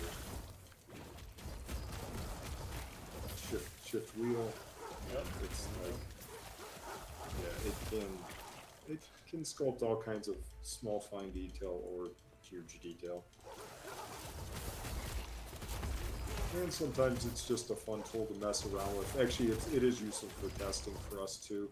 Sometimes when you want to test destroying large amounts of things, adding things like it's an instant tree destroyer there in that case.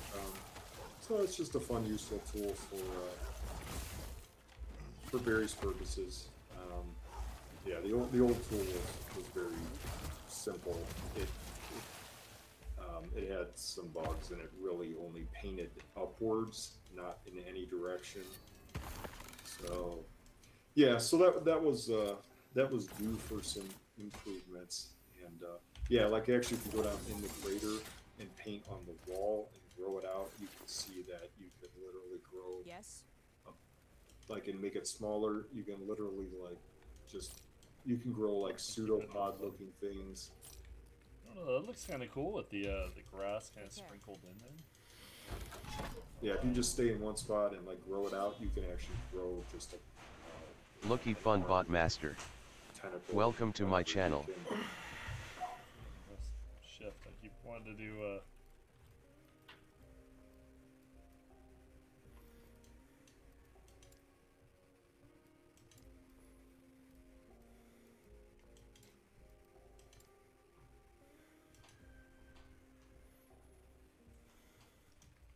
It's a little hard to see if you It move is.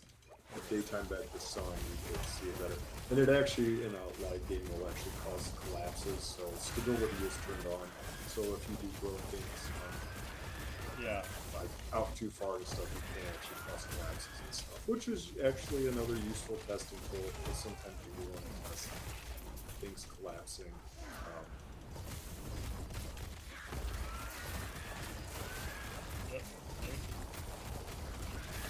Yep. And then at that point, it got not enough stability holding it together, so it does fall, as you would expect. But yeah, fun tool. So yeah, that's it for me. That's all kinds of stuff I've worked on this last year. Hey, well, I can hear. I have this thing. Pull it up. So I'm gonna go ahead and talk, everybody. I actually get to talk this time. I know it's crazy. I get to be a part of talking about things that I did as well. So let's see. For this alpha, here actually I will put that. Let's see. I did. I worked on the crafting book system, and a lot of these things I want to point out. The crafting book system. Alan was here last week. He did most of the balancing of it, so like, I got the system to work. Kind of all the different levels of it, all that stuff. We can glance at it real quick. But there's the crafting books. I think we already showed it once. So in here, actually, I'll hide myself for just a second. But I mean, we showed a little bit of it. You can actually click, and you can see that. You can try to go to the recipe. Actually, I don't think we showed that. Because I think I did that right at the last minute. But yeah, it works for all of these. Yep, it does work for all of them. Yeah, I knew that. I wasn't saying that like a question. Yes. That was definitely, yeah. Disregard whatever that is. I'm sure it's something, yeah, who knows. I don't think it has anything to do with the menu, though. Let's see. Also, let's see, I did the dew collector. We showed a little bit of it in the first stream. So, it's pretty straightforward. Just over time, these fill up, you gain water. Entering POI indicator. I know you all have seen that. I'm not really going to go too much into that. Probably need to slow down. I don't have that much. What else? The quest track, or not quest track, the recipe track. Might as well come back for a minute. As far as this goes, so let's say you want to make a torch. So now you can track it. There are the fancy icons that will fill up as I get the items. Boom. I have 500 of it. And you kind of get the gist. It's, you know, it's pretty straightforward. What else? Let's see, the new quest type. Okay, so we can talk a little bit about it. The infestation. I know you all have seen it. I think we did one run of it. Yes, it does increase the number of zombies. Yes, it does increase the game stage of said zombies. It also has some added surprises with sleeper volumes that were not activated before. So it's got different sleepers. I don't think there's anything else we can say about that one. That's probably good on that subject. Quest hints. So let me get this untracked. So for the starter quest, you notice that up here at the top right, you've seen it this whole time. We haven't really talked about it. And I'm trying to show it without stuff covering it up. Of course, every window, of course, blocks it. Is there not one window small? Well, okay, so you see it at the top right above. We can now, we use it just for the starter quest to show you kind of an easy way of, hey, this is how you do the quest. It's pretty straightforward. You know, it tells you how to use the bedroll once you place or once you've created it. Like that.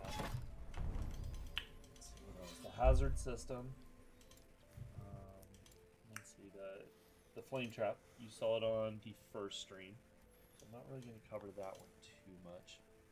Trader stage, we talked about. It's basically your level with a modifier based on how much quests you have done. So what tier you are in for that trader. So you get a little bonus.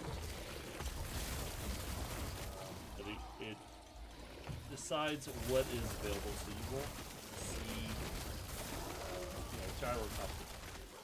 You won't see that stuff. You only see that subset of it. Biome progression. When you go to different biomes, now the game stage is higher. So that's showed in this little UI up here. You know, the skulls. That's why the skulls show that way, is because it actually is increasing your difficulty for going to the wasteland. It's not just that, hey, there's more spawns, but they actually are higher game stage.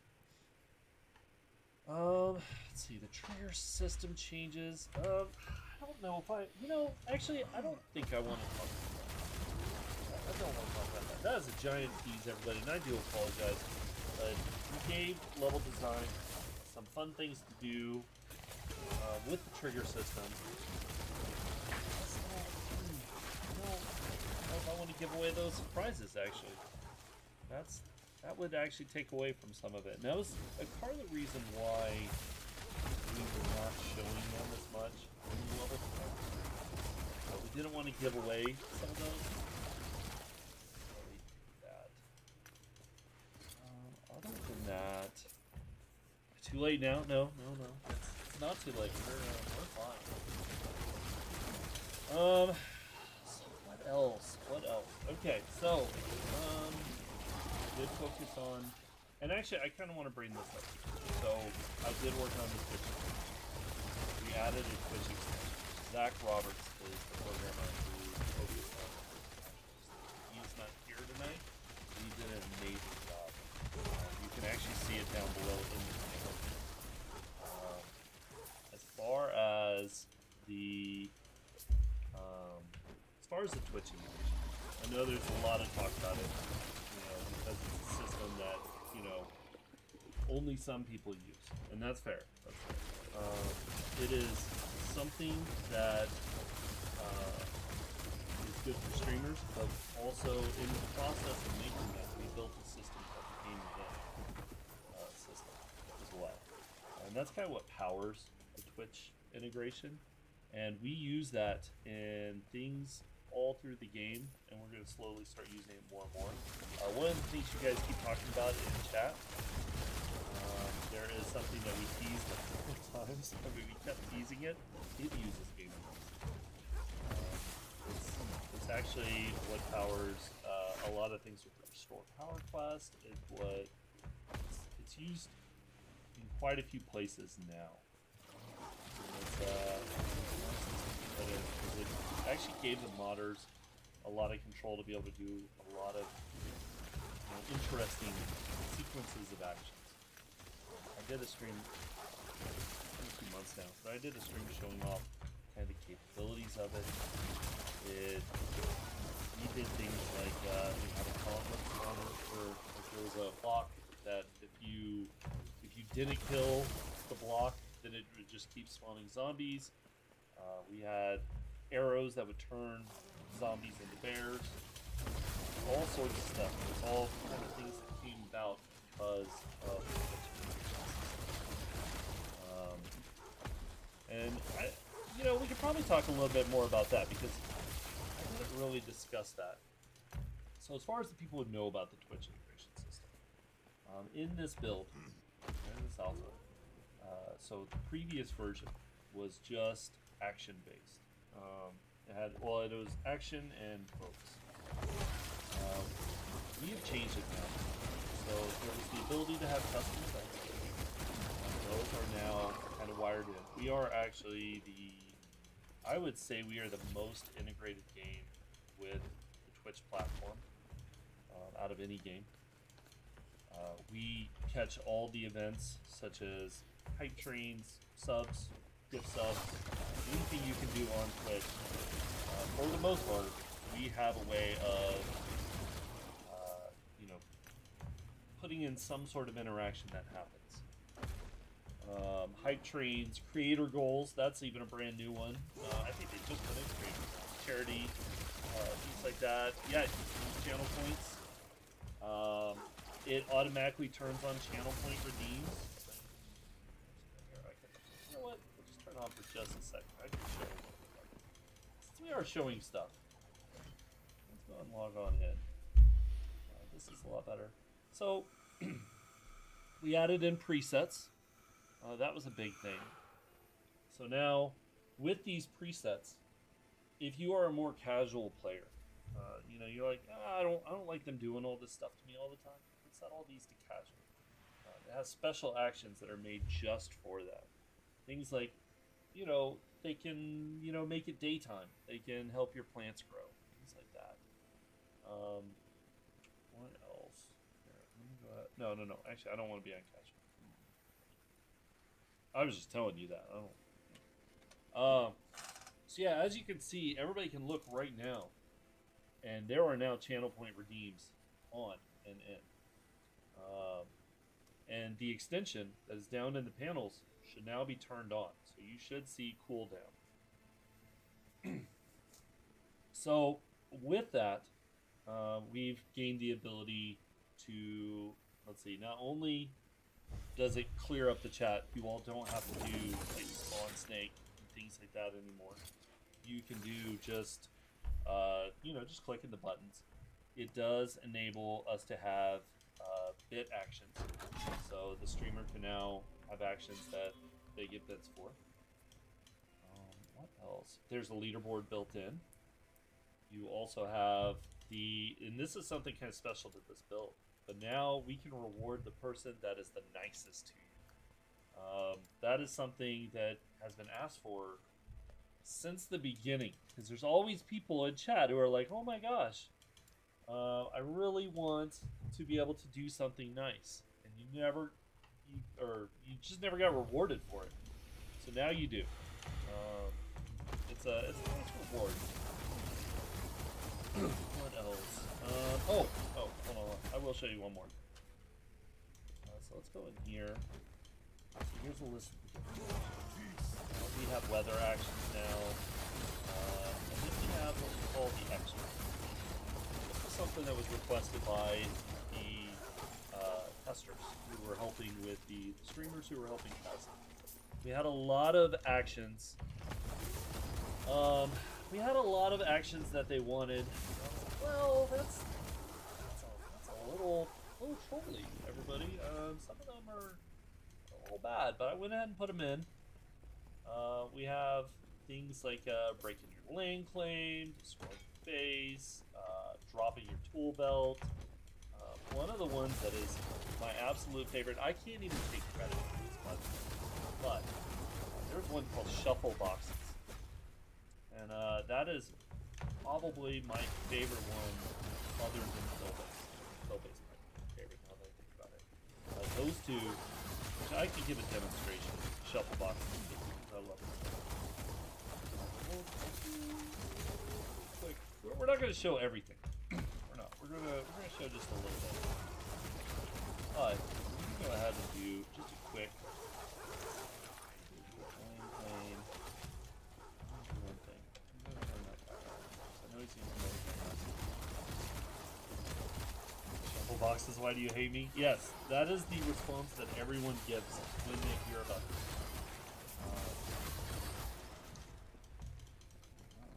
Storage. The writable. Okay, so hopefully I fixed it. Last time we tested this, it wasn't changing the names right, but I'm gonna show it to you anyway. So we're gonna pretend like this is our base. We have our stuff. So, I'm not gonna write names on all of them. Stuff. I didn't spell right. That's fine. I'm gonna put different items. A little bit of that. Bullets in there. That in there. We're being really organized. We know where everything is in this situation. Because that's what we do here. And then, someone, we're not going to say who, we're not going to call anybody out, but, actually, I think we are going to call someone out. I'm going to do, who am I going to let do this, actually?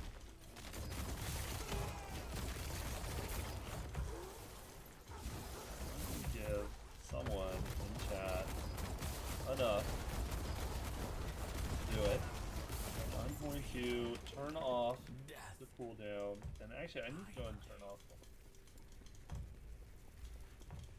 You can turn off progression. Now, I know what y'all are thinking as I turn off the cooldown is, hey, let's spawn as much bad stuff as we can. Keep in mind I still have the AI on. Actually, I have God mode on, so I mean there's probably no reason.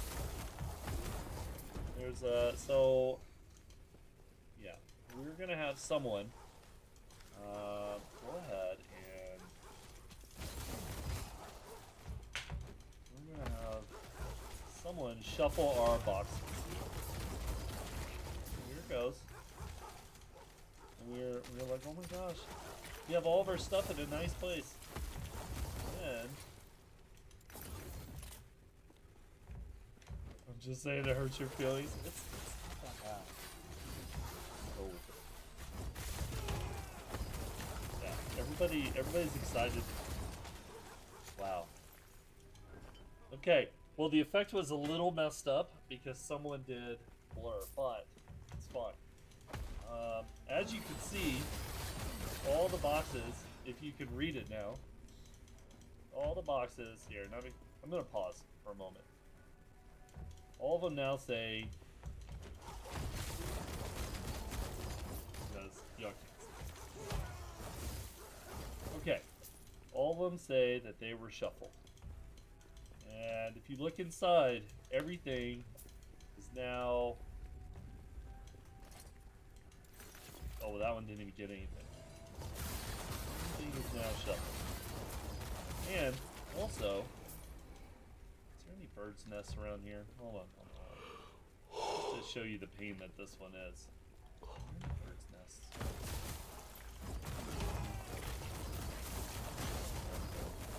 Is there any trash on the ground? Okay, well that would have been more fun if there were. I don't see. Seriously? None? I would have been upset if I was doing my starter quest right now. Yes.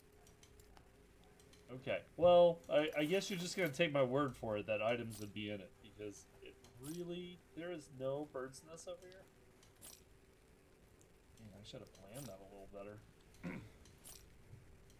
Well, still, you get the point. There would have been items in it. Okay, so we're going to do one more. Everybody just believe me. You know. Those are the new rock models out there, by the way. Oh yeah, that's right. These are the new rock models. See, they're so easy to see now. Okay, so we'll do one more. One more. I'm gonna get a shovel because we talked about it. Take care. And this one's always a fun one for people. So I'm gonna stand over here next to my box, and then I'm going to. You know what? So, Lathan, each of those things can be individually disabled, right? Oh yeah, no. Okay, so and that's. Hey, thank you for bringing that up. Because there's a lot of people in chat right now being scared that their chests are all going to get shuffled. So everything that is in the extras, all these really trolly items, you have to manually go in and do it. You do not get to just do it by default. They have to be turned on. So you have to make that decision to turn them on. Okay, so I think I saw that one of my mods now has enough points to do it. So go ahead and do it. Go ahead and do the other thing. And now our base has been filled. Give me a minute. Dig my way out of it. Let's see what fun shapes.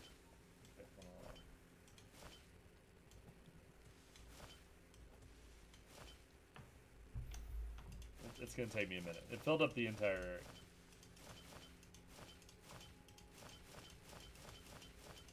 Keep in mind, this is okay. So, and that's something else, everybody. The shuffle boxes is actually a bit action. That is not something that they get to do by just sitting in chat and earning bits. They have to actually spend bits on you. So don't be scared. It's not that bad. Come on, let me out. Did I get the? Oh, okay. Oh, good. I got the cube. Yeah. That's delightful. Yeah. So there you go, everybody. There's other shapes. That would be the worst one, though. All the clay you'll ever need. Yeah, it is random. So that statement of all the clay you'll need. Oh, and sometimes it breaks off. No, I'm fine with that. Actually, it's not going to break off the whole thing. But the statement about the clay. Here, let me do this easy. It's not giving me clay for doing it. So, at least watch it collapse. Fine. Just like, I just want to see dirt fall. So yeah, I mean, those are two. I'm not going to go through and show every single one. But yeah, I mean, it's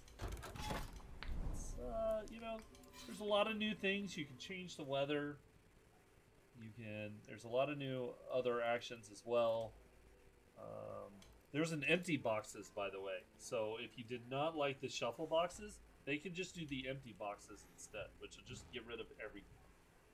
Which I've heard some people say they're probably happier with that than having to go find their items. They would probably rather just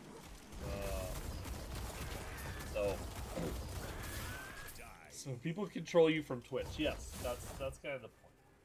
That's I say that's the point. You know, in a normal game though, you can actually, without these trolley extras turned on, you can play, and it makes it into more of a companion to the game. When we decided to do this, we got the idea from a game called Tide. Oh, hey, thank you, Terry, for the. Actually, you know what? That's a good example of something. We'll just show you that because we did that, there are now snakes around me. That was the gift of snakes. Because you got the gift sub, it automatically spawns snakes. So it basically rewards people for doing nice things to you on whether it be raiding, whether it be subbing, gift subbing. Oh my god. Spawning giant headed dogs. I still have God mode on, everybody. I mean, I told you. This isn't worth doing. I'm trying to explain stuff. But yeah. And we still have funny effects. You know, we have to celebrate, which everybody knows about. You know, where it turns them into confetti. Man, I'm just... Oh, that's a zombie pair. That's why I'm having so much problem. Here, I got you. I got you.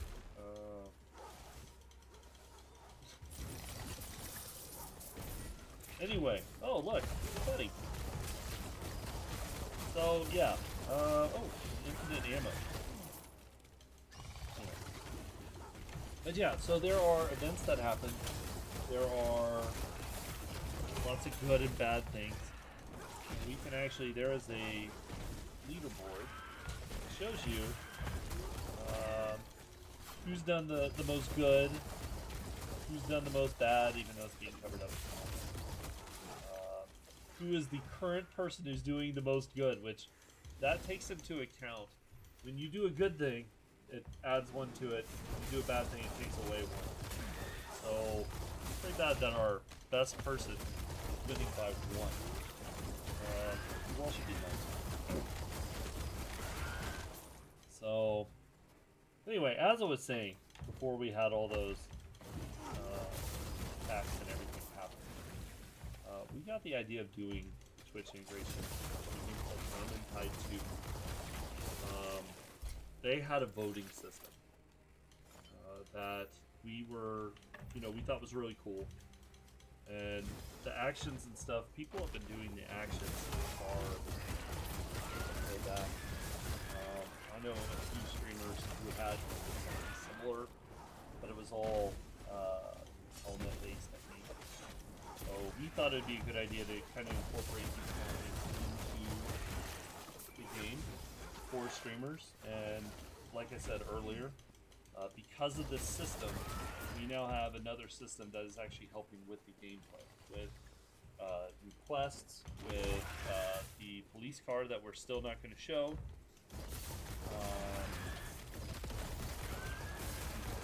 Well, you know what? Let's just keep it. You know what? We should just keep that one a secret. But I mean, there is something really cool about the police car. And but yeah. So I think that's really it. I'm not going to do too much more as far as this. Pretty much explained everything. The extensions new. The custom events are new. Presets are new. A lot of new actions. Things like what you see in front of me. Yeah, I hope everybody really enjoys all that. Roland wants to see what's in the Dew collection. Take a look for Roland. He's been collecting stuff. Oh, there's water. There is water. Wow, look. There's a jar. And the other one is still filling up. So, that's pretty much it, everybody. Yeah.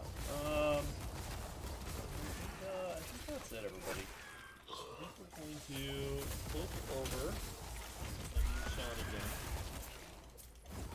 But yeah, thank you everybody for coming out to this, coming out to all the other dev streams. We might be doing another stream next Wednesday. We're still discussing. It might just be more of a playtest and a playthrough.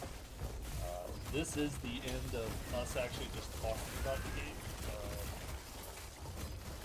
Yeah. But I think that's it. Should we have anything else to add, or good? Yeah, we did lots of hard work. We know it's been a long time coming on Alpha 21, but we made a ton of changes to the game, and it takes time to iron everything out, finish things up, and people keep asking about a date. We said maybe early May, maybe middle May, maybe not May. We're close, but we still have dozens of bugs, big and small. Our goal would be to fix them all, but we've never entered an experimental without having some bugs. I mean, the game's always had some bugs at all points in its history. The goal would be to not give you guys any game-breaking bugs where you have to regenerate your worlds because things were broken. Weird bugs. Case in point, like just today, I fixed a bug with some of the docks not having proper stability on the because of the water changes that were made with the water simulation. And one of the docks that spawns in the lake in Navezgane, if you stood on it, the entire dock would just collapse into rubble into the water. So things like that, we're still ironing out issues with random world gen and just all manner of little bugs here and there. We're still cleaning up things. We're within some amount of weeks, but whether it's won't be this week, but whether it's 2 weeks, 3 weeks, 5 weeks, we don't know, because bugs by their nature are unknown, and you have no idea how long it's going to take you. Some bugs take 15 minutes. Oh, that was easy. Other bugs take days. And, when you have dozens of them spread across many different people, we just don't know. Nobody can put an exact date on how long it'll take to get all that stuff done. So, but we want to deliver you guys, a good, solid experimental that is very playable and fun, and hopefully doesn't have any major bugs in it. Oh. Cool. Wow. And yes, someone says fix one bug sometimes creates two bugs. Yes, I actually fixed a vehicle bug today. A really weird bug that could make you attach to your vehicle after your game had crashed and you came back. When the vehicle respawned, it would try to drag your body over to the vehicle. It was a rare bug, but a goofy one. I put a fix in today. I tested it, and I was like, oh, it's fixed. And then I found I made another bug that when another player was in his vehicle and you loaded into the world, he wouldn't be sitting in his seat properly. He was like twisted sideways and standing in the middle of the Jeep. So then I had to go back and fix the bug a different way, so I didn't make the new bug. So stuff like that is totally unpredictable on how long it's going to take.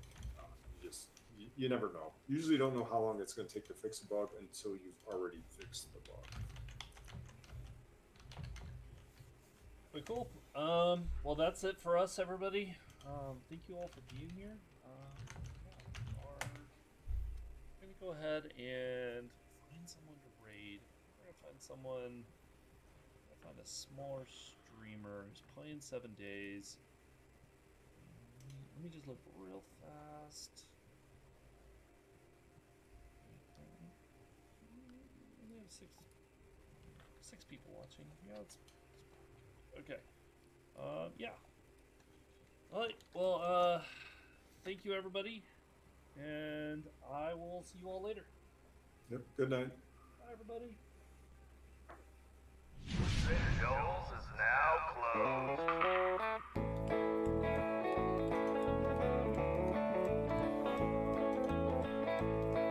Goodbye for now.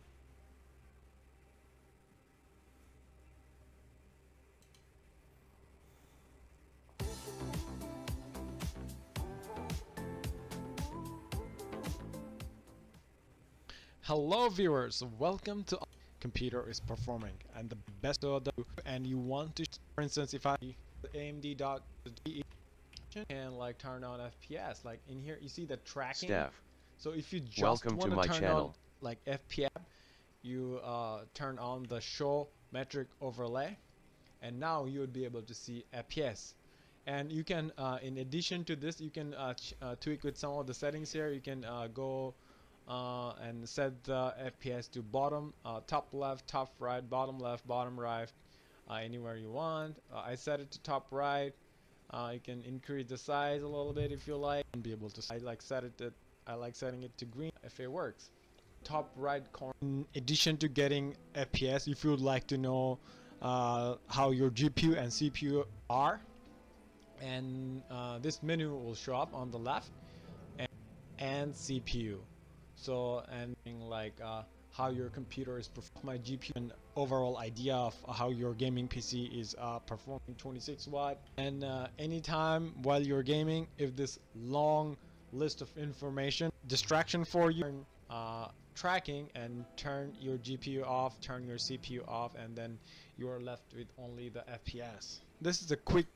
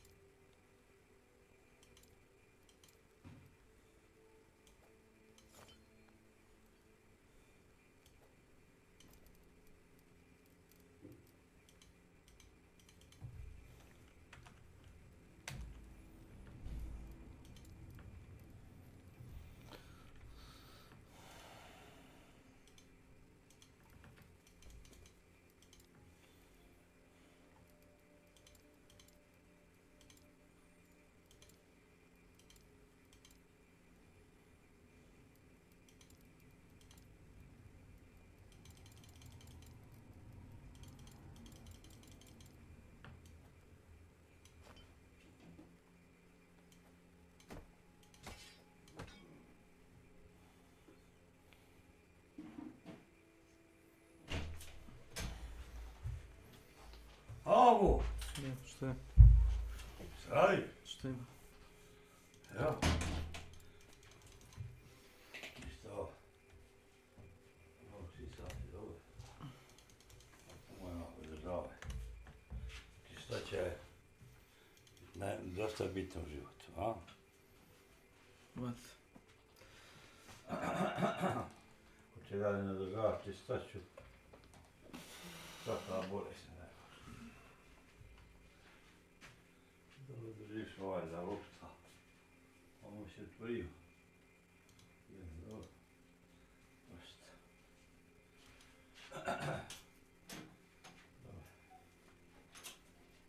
Kada ideš na posao? Za 2 sata. Oko 2, ali? Ne. U pola 2 kreće. 1:20. A će ona doći ovdje ili već? Ma, na brdu će ja se čekat gore. Ajde, ti je lakše. Dogovori se.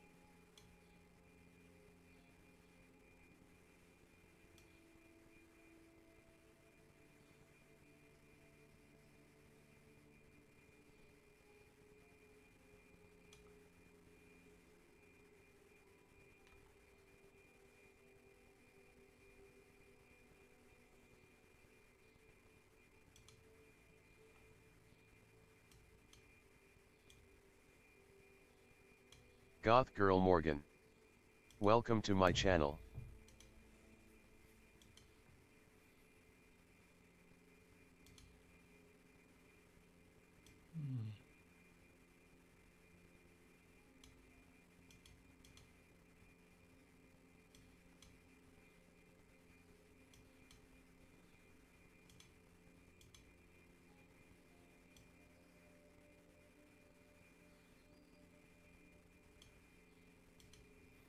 I don't know.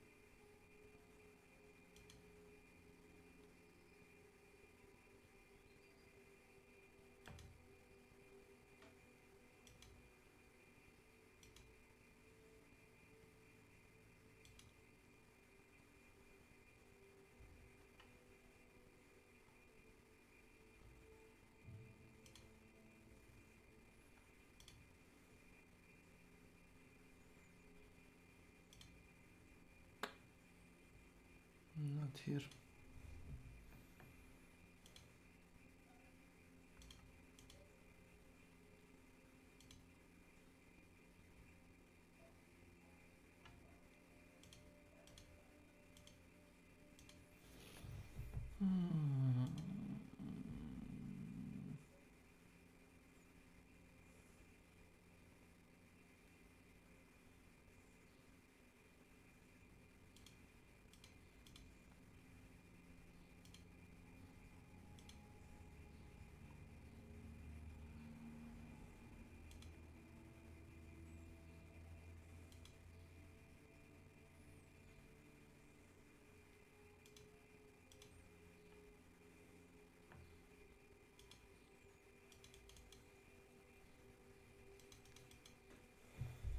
Mm-hmm.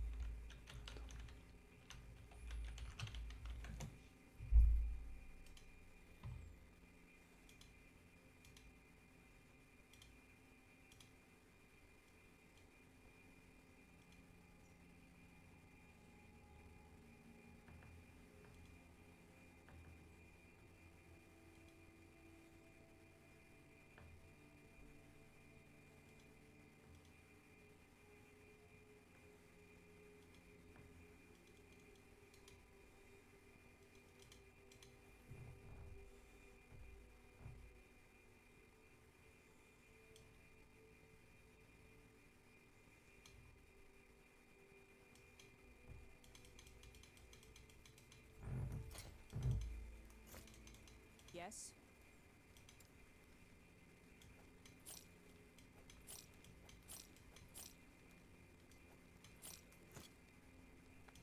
Yes.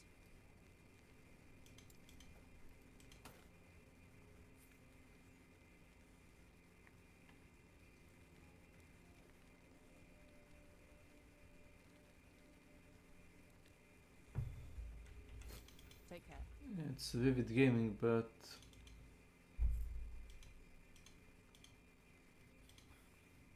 in hard time reading anything.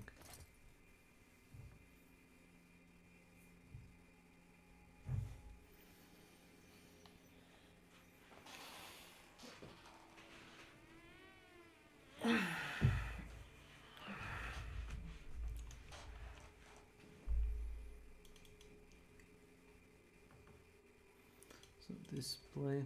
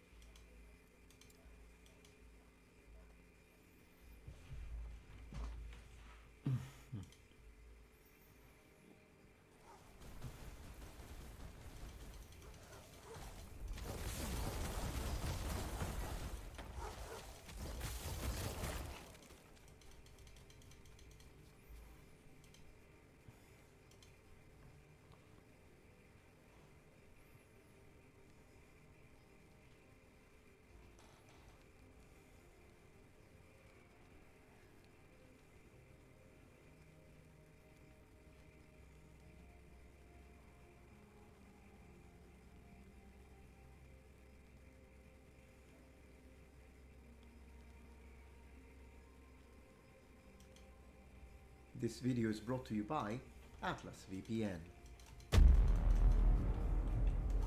Hello noble ones, welcome back to my channel. This is the Metatron speaking, and as the most perceptive among you might have noticed, I have somewhat of a passion for the classical era, and just like with every other historical period discussed on this platform, I think the most important aspects of talking about history are sticking to the facts and to avoid bending, changing, misquoting or misrepresenting historical events. And we can all agree that that would be the perfect approach. I mean, at the end of the day, facts are facts. The truth is not an opinion, at least in a utopic reality. But unfortunately, we know that there are people out there that choose to look at history through the prism or lenses of their own ideologies, and also choose to misrepresent not only historical events, but entire cultures and people, say for example, ancient Greece, in order to be able to push their own ideologies, backing them up historically. This is the case, for instance, of this page, far from being the only one, which is clearly trying to use the framework of Greco-Roman civilization as a historical example of a gay social paradise. Obviously, this is done with the intent of normalizing same-sex relationships in the mind of modern people, but it's far from being the professionally conducted, comprehensive analysis that you would need to do that. This is biased, incompetent, shoddy work. Now, before I start dismantling this article, I'd like to give a small disclaimer that I've always been the kind of guy with the following position. You do whatever you want in your own privacy as long as it's consenting adults who actually cares. I've always been against bullying and I'm a subscriber of the pizza principle. I like margherita, you like pepperoni pizza. As long as I don't try to force you to like margherita and you don't try to force me to like pepperoni pizza, to each his own. As long as the pizza's fully cooked, no problem. Therefore, the only problem I have with this, which is an insurmountable one, is that the people who write these articles do so in open rebellion against documented reality. Now, whether you agree with this normalization or not is beyond the point. Regardless of your ideas, ideology and position in the political spectrum, whether you are a part of LGBTQ+ or not, this is not the right way to do it. In fact, if you are LGBTQ and watching, what I'm about to read should piss you off. Your quest for historical representation should be satisfied on the balance of probabilities based on unbiased evidence. Not this, and I'll show you why. So, here's the burning question for today. Was ancient Greece an LGBTQ+ paradise where same-sex relationships were not just tolerated but in fact encouraged and regarded as the highest form of love, superior even to heterosexual ones, and fully accepted by everyone at a societal level? Well, let's see how this page answers that. Homosexuality or same-sex attraction and relationships has been present in human societies for thousands of years. Oh, we absolutely agree on that. Don't expect that to happen again though today. In ancient Greece, homosexuality was a common and accepted part of society and was seen as a natural expression of love and desire. Okay, how such a small paragraph can be wrong on so many levels is beyond me. I'll get back to that. This acceptance of homosexuality was reflected in various aspects of Greek culture, including art, literature, and religion. In ancient Greek art, homosexuality was also commonly depicted. Many Greek sculptures and paintings show men in romantic or sexual relationships with other men. These works of art were not seen as scandalous or shocking, but rather as beautiful and natural expressions of love and desire. And of course, no evidence presented, no links, just statements. I'm supposed to believe their words. Well, here's a little psychology fact for you. Each time someone repeats their lie, they will feel more confident in what they are saying. Of course, this person is not going to show us the evidence to support words such as very common and many, when they know that such evidence will not support what they are saying and in fact ultimately dismantle their lie. I'll do that for you. Usually, when you talk about ancient Greek art representing erotic encounters between males, this predominantly consists of vases. Now, about 80,000 pottery pieces have been examined, and according to Dover, the author of the book Greek Homosexuality, published in 1978, which tends to be the basis of such statements, of these 80,000 pieces, only about 600, not even 1%, contain what could be considered homosexual scenes.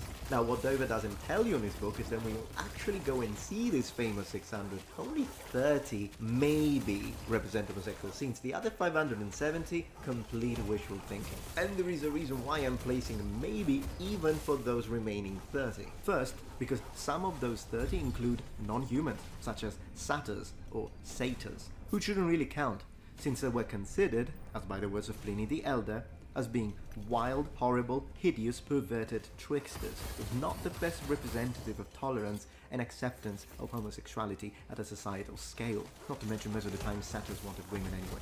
Reason number 2, out of all these 30 scenes, Dover considered some of the heterosexual sex scenes as being gay.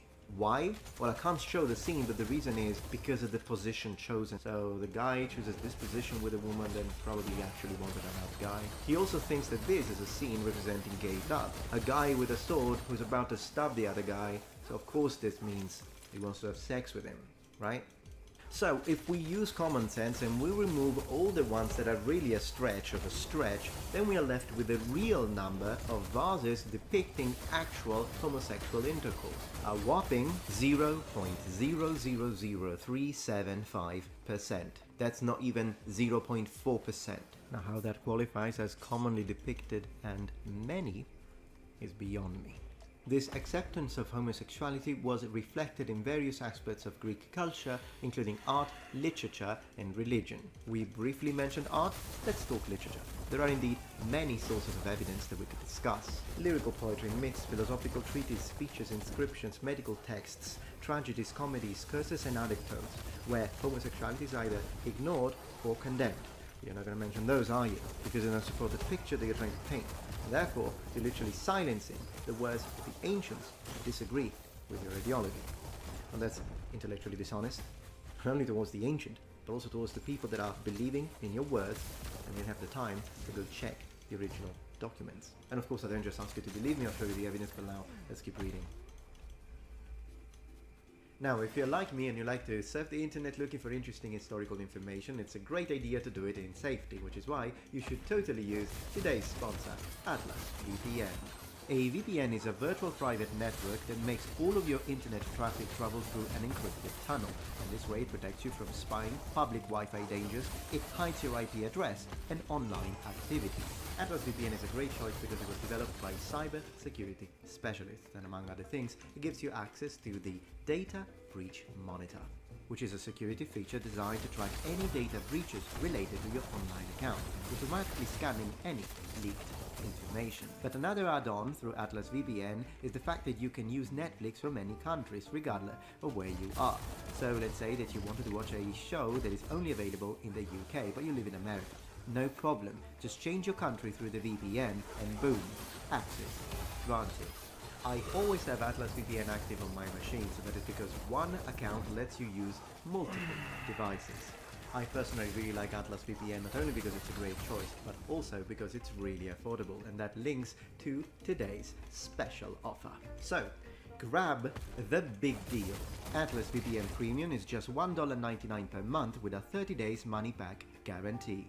So, if you've been considering getting a VPN but you weren't sure about the prices, then now is the time.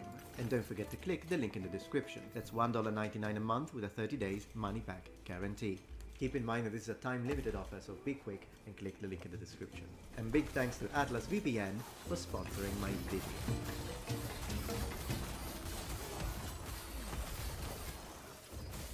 One of the most famous examples of homosexuality in ancient Greece is the story of Achilles and Patroclus. In Greek mythology, Achilles and Patroclus were two warriors who were close friends and companions.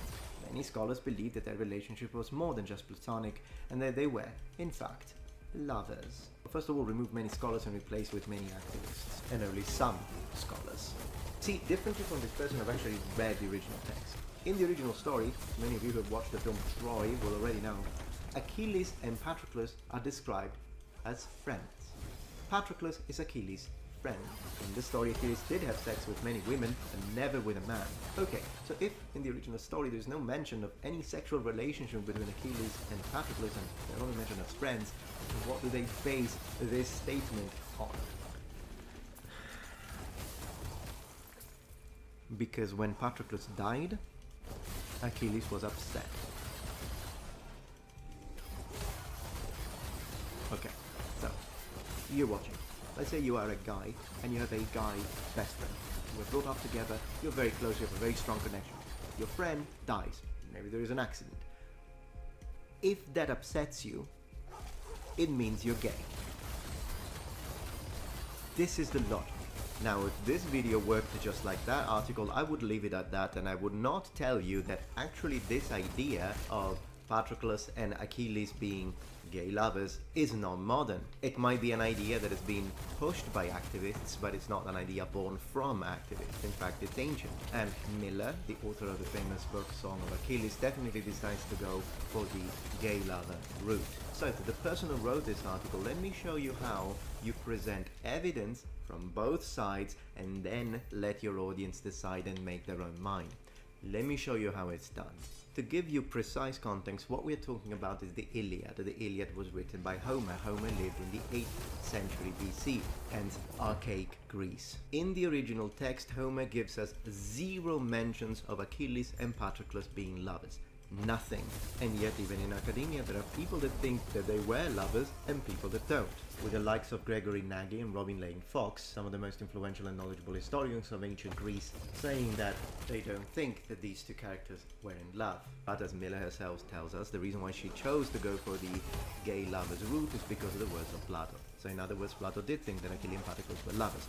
Here's the problem with that. Plato was a 5th century philosopher and writer. So as you can see, there is already 3 centuries of distance between him and the actual author of the Iliad. If they were lovers, then from the Greek point of view of the 5th century, it would have meant pederasty. And yet we have no evidence that pederasty was a thing at all in the 8th century when the Iliad was written. Okay, but still an ancient Greek thought they were lovers, so I want to side with Plato. And that's absolutely okay. But the thing they don't tell you is that there is another author, Ctesiphon, who completely disagreed with Plato and thought instead, and specifically said, that both Achilles and Patroclus were not in a relationship. And both Plato and Ctesiphon were disciples of Socrates. So it's not right that they only mention the one they agree on and completely silence or ignore the one that they don't agree with. Also because Ctesiphon was not just a guy, he was an Athenian-born military leader, philosopher and historian. And however you look at it, it's checkmate.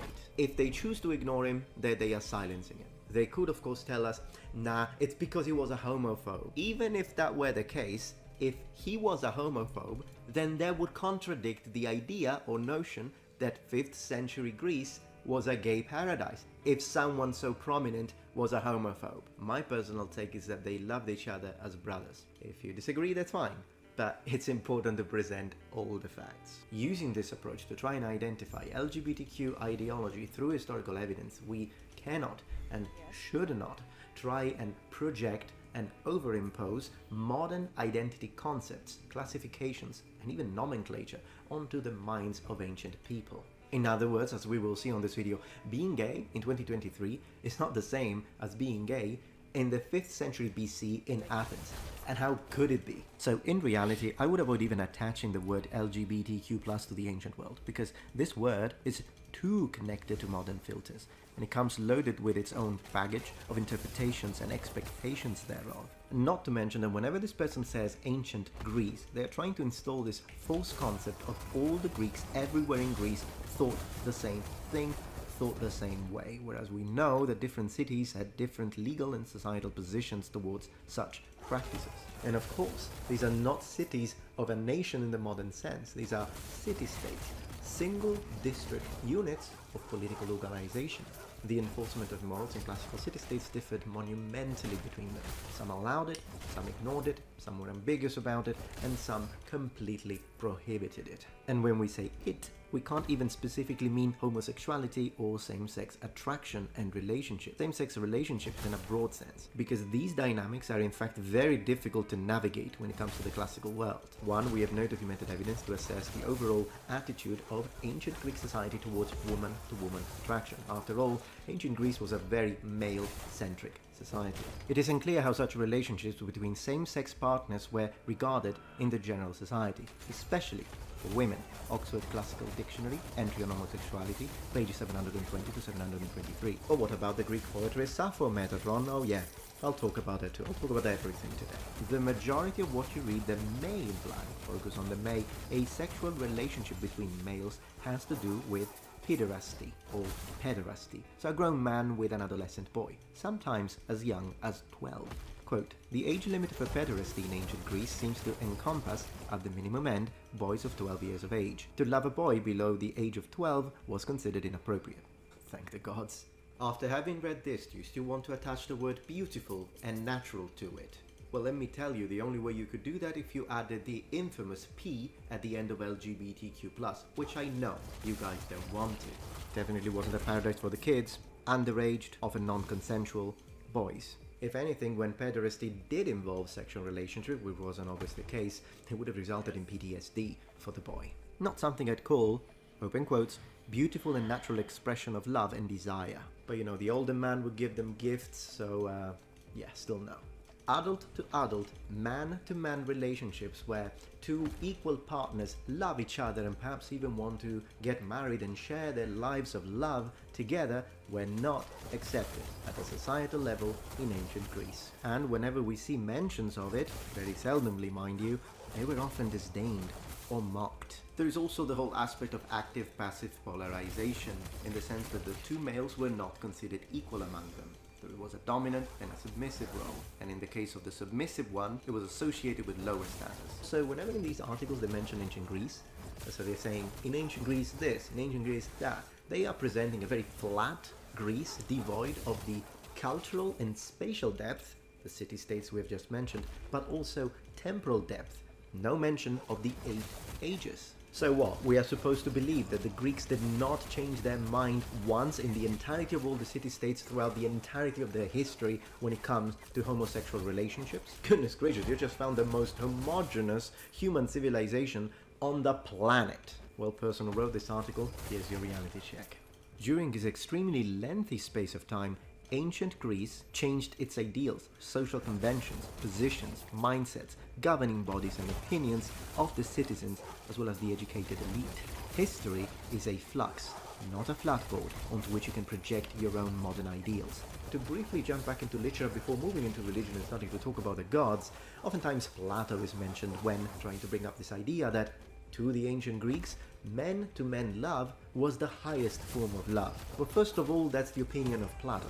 And the opinion of one person doesn't necessarily reflect the opinion of the entirety of the country. I mean, Americans know a thing or two about that. Second, if we look at why he thinks so, is because he thinks that male-to-male relationships have a sort of formative educational structure to them as well. Which means that he's specifically talking about, once again, pederasty. The mentor and the pupil. He's not talking about two 40-year-old guys that want to get married. Third, this is probably the most laughable thing of all of these, no one mentions the fact that Plato actually changed his mind completely towards the end of his career. So when you read his later writings, 360, they don't say that. I think that's something you do need to mention if you want to use Plato's words. Otherwise it becomes cherry picking. There you go.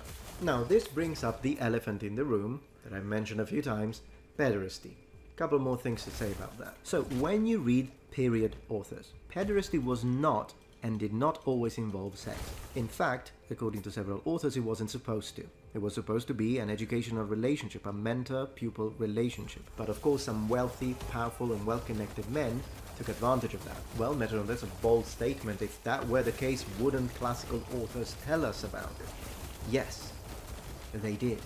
Herodotus, Plato, Xenophon and Athenaeus, among others. In his Symposium, Plato tells us that parents would hire bodyguards to protect their children from old men. We are also told that other children would often mock another youth caught up in a pederastic relationship. Why would they mock them if it was accepted?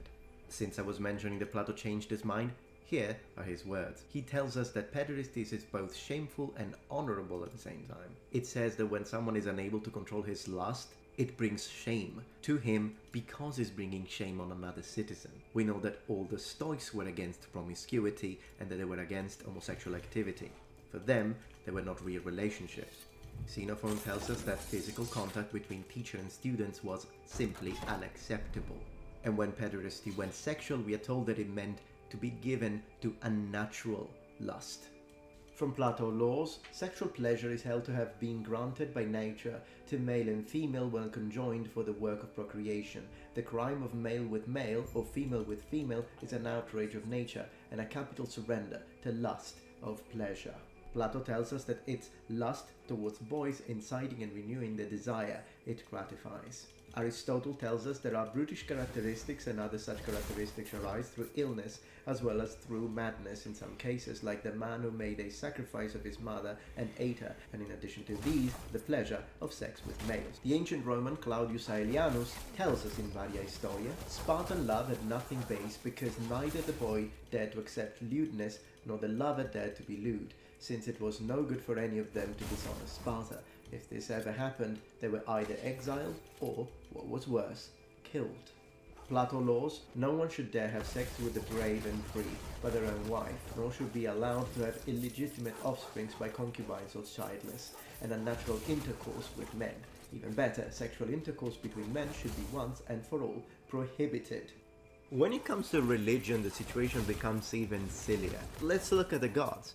Aphrodite has a husband and many men lovers. Athena is chaste. Ares has a wife. Zeus has a wife, Hera, although he also goes around and basically has sex with as many human females as he possibly can. I love it how some activists even bring up the story of S.W.Frost, the man who allegedly saw Artemis, the goddess of hunt, naked in the woods and then is turned into a woman, and they say that that's a representation of modern day transgender. And of course they leave out the fact that he was turned into a woman as a punishment for having seen the goddess naked. They're not gonna tell you that. Poseidon fell in love for a nymph, Hades had Persephone, Eros and Psyche, and I can go on. Another incorrect notion is this connection that they constantly make in this article between love and desire. You see, even though in the modern era we do tend to connect sexual desire and love as one whole beautiful thing, in ancient Greece that wasn't the case, and associating love and desire and putting them together is historically incorrect.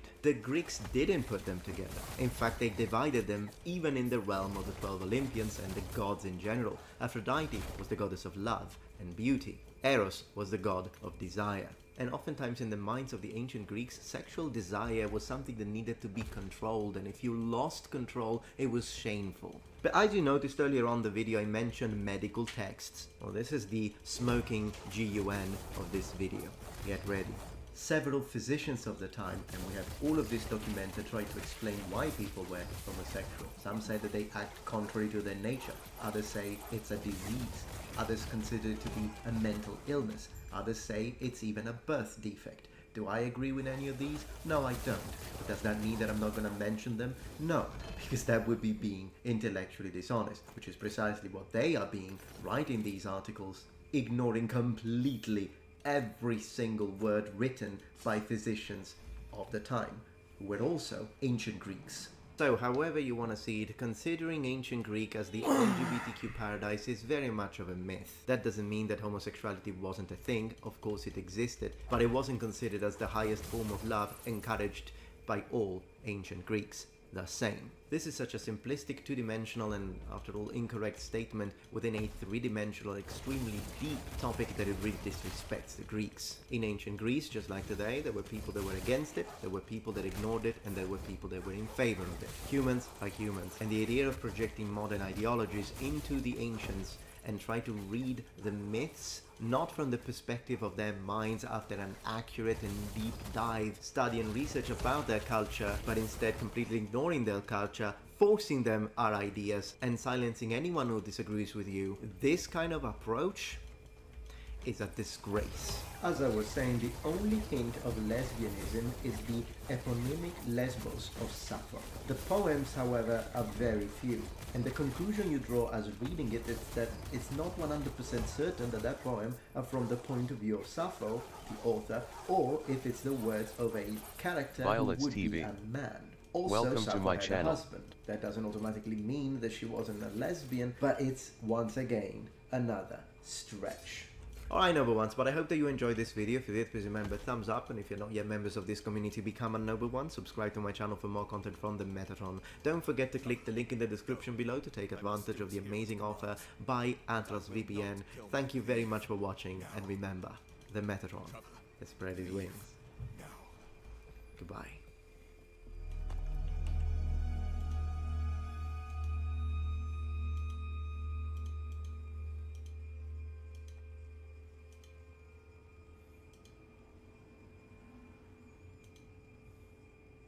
Goodbye for now.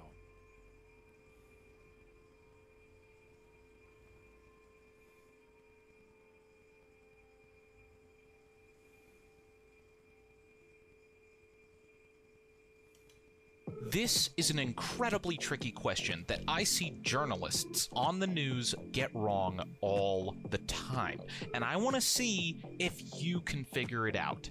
What is the difference between these two firearms? I know they look very similar, but they are incredibly different. Let me know down in the comments what your answer is. And as always, if you like these videos, remember to subscribe and make sure you download my game for free in the comments.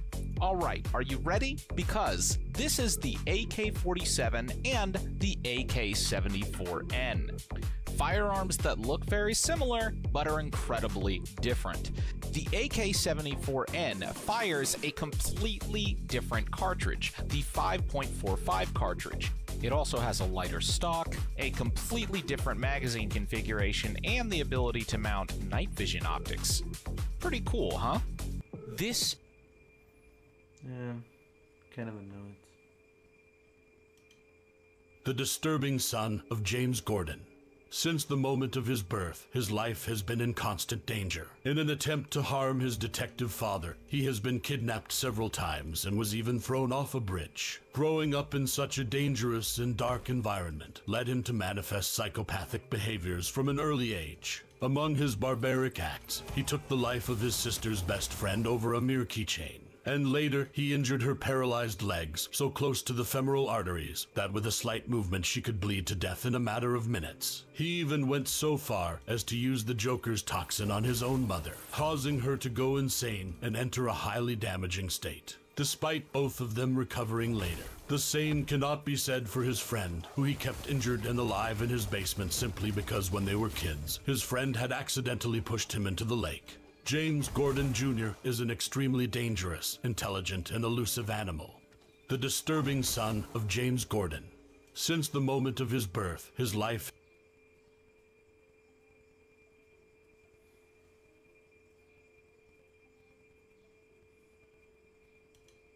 Who is the intern? You didn't pay to make this map. Where would France be without its colonies? Probably wealthier. It was a successful insurrection by self-liberated enslaved people against French colonial rule in Saint-Domingue. No, not really. Statues of white men need to colonize. My God, I almost forgot. Haiti literally had this racist imperialist past. You were the chosen one! It was said that you would destroy this, not join them! Hello my friends and welcome to History Legends. Today we'll be reacting to this video called How France's Colonial Past Explains Its Racism Today. No spoilers, it looks promising. Essentially, we're talking about woke activists that live in France, very important fact, that rewrite history because they're broke and they want your cash. It's why there are growing calls for France to recognize and apologize for its violent colonization of millions of people in Africa and Asia.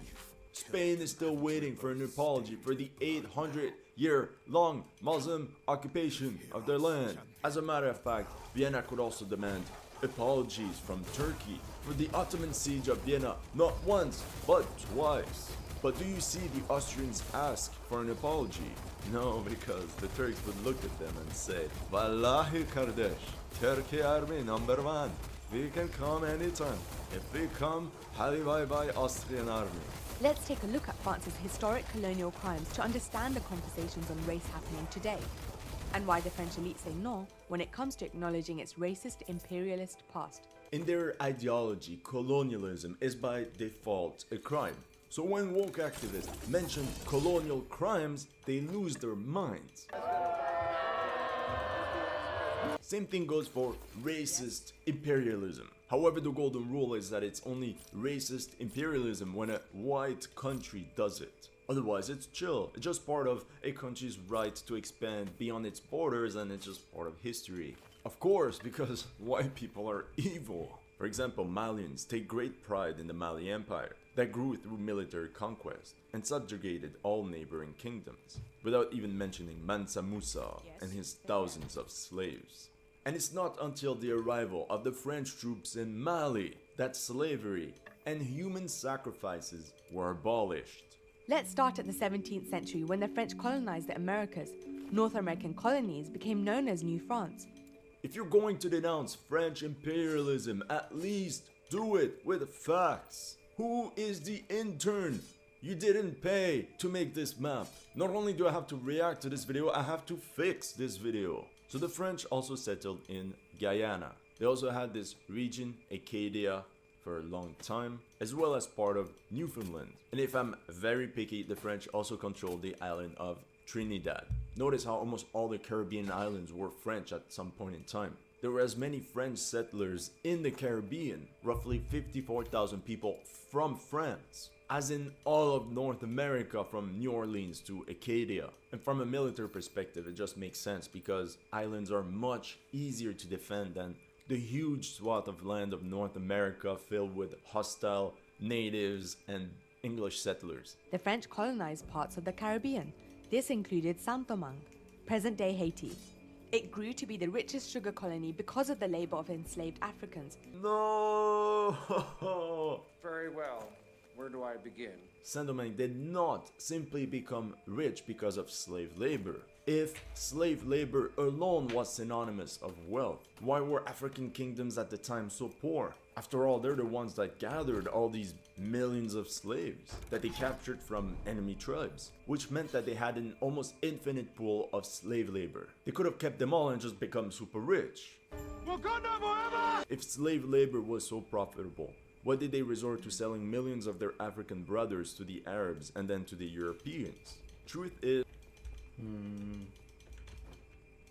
This is a mercy. Shatter.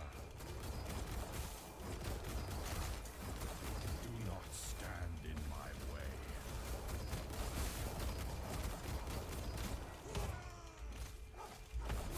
This is a mercy.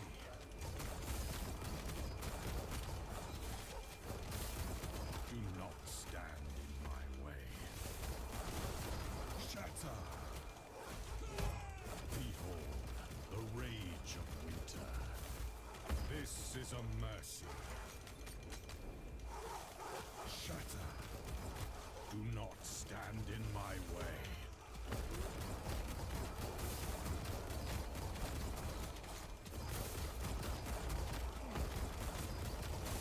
This is a mercy. Rise, my fallen champions. Aid me.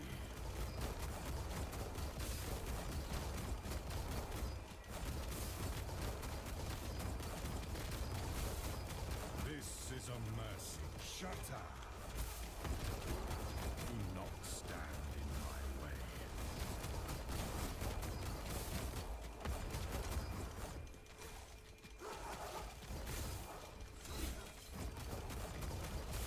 This is a mercy. Come, sons of Arthur. Aid me.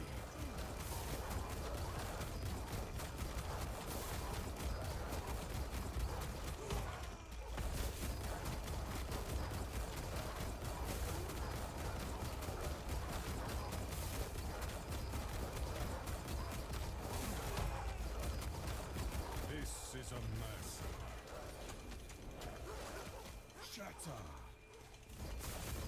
Do not stand in my way.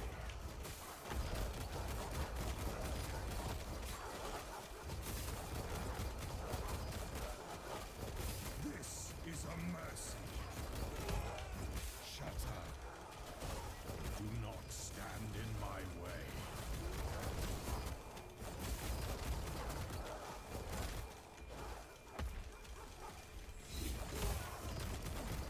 This is a mercy. I did what I must to protect my people.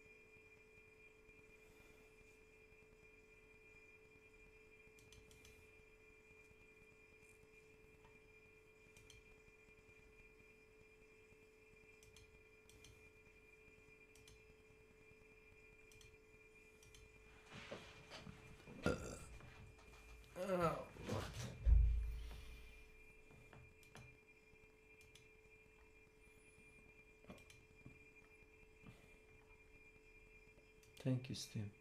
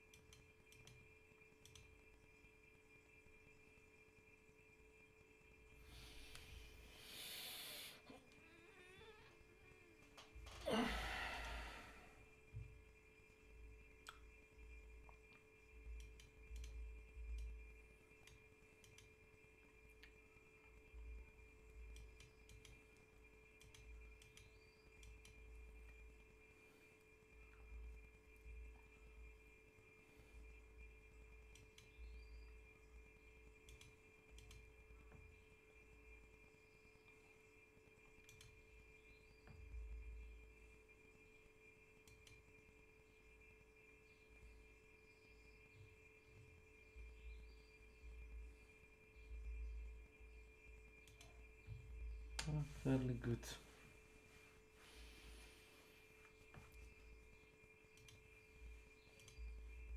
Let's try this for a bit.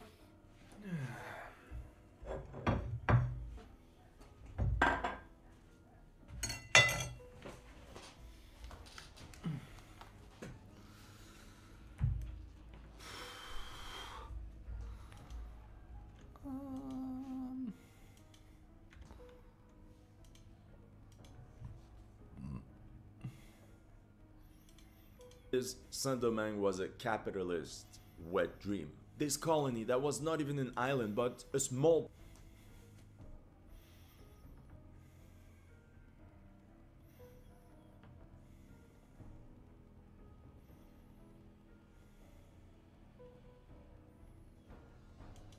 The film's shocking climax, in which Darth Vader reveals Luke Skywalker's true parentage, was kept a secret from nearly everyone, even David Prowse and Mark Hamill.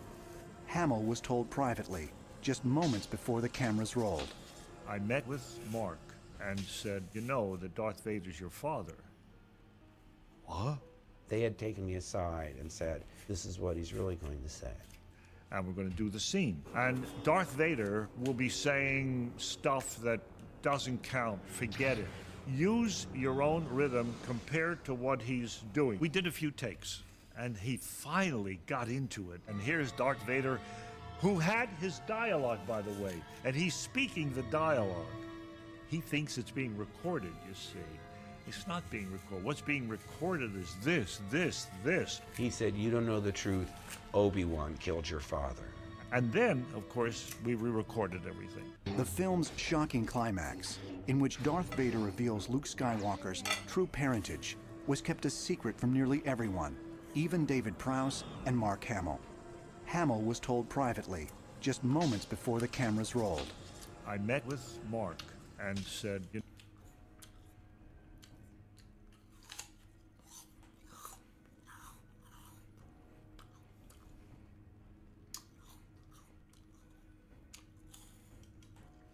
When I think about arcane games, I think about these handcrafted levels, amazing execution when it comes to atmospheric storytelling.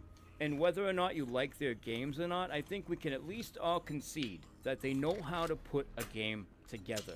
None of their games, including their very first game, has ever come close to releasing in the manner that Redfall has released it.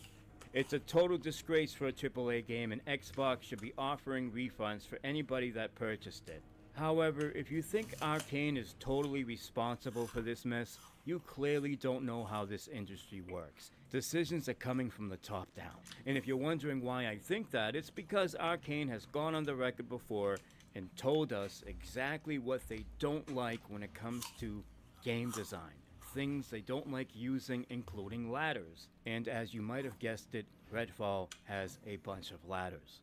True question is, in architecture, how many ladders have you climbed in the past 10 years? You know, not that many. So we do environments without ladders. And it's not just ladders. As you're about to see in this clip by Game Informer, there's quite a few examples of them going against their own game design philosophy. We have those mantras that we put on walls. Some of them were made during Dishonored because, of course, there are common values between the games. They essentially represent values that we admire and want to put into the game. Nobody works in a vacuum. You know, at some level, everyone is indebted to the other games that have come before them and that are going on around them as examples of good practices.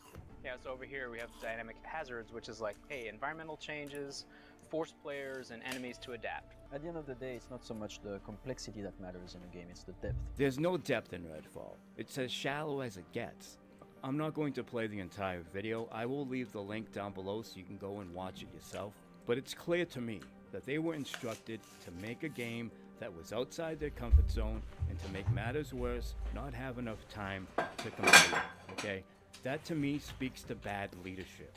The leadership over at Xbox is a little bit suspect at the moment. There's no way they didn't see this coming. There's no way they didn't know that this game needed more time, and they let it out into the wild anyhow.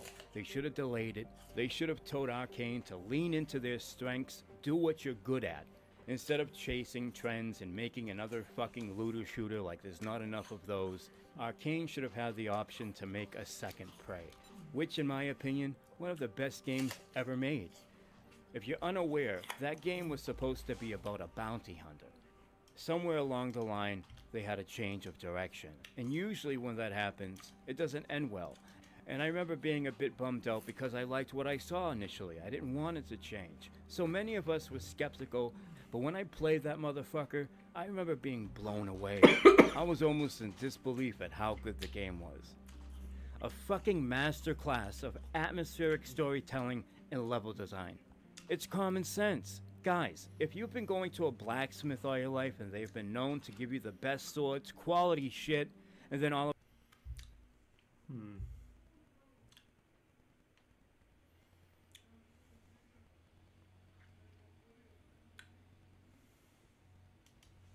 Recently, I challenged myself to get 30 wins in a row, but not just with a strong killer and a good build. Oh no, I would be using every killer and every perk once. This is the all perk streak. In the previous episode, we played one of the most tense matches yet, only for a game-breaking bug to happen at the last minute, which made us have to repeat it. And when we did, things started out really good. We downed the survivor by the basement, and we were just about to get another one, but then... Guess what? Unless she has a unbreakable on that girl. Whoa, that was good. That was really good of you. Man, if that girl didn't have unbreakable. Okay, well, no need to be courteous. I think they got it. I'm not gonna lie, maybe camping this would be better. But assuming this is a single person, maybe not. What tile is this? Jungle gym.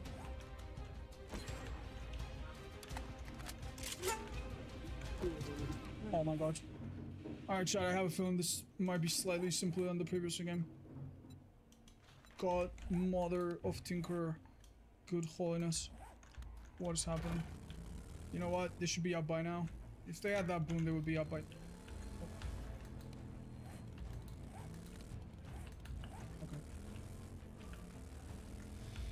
Oh my... I got body blocked!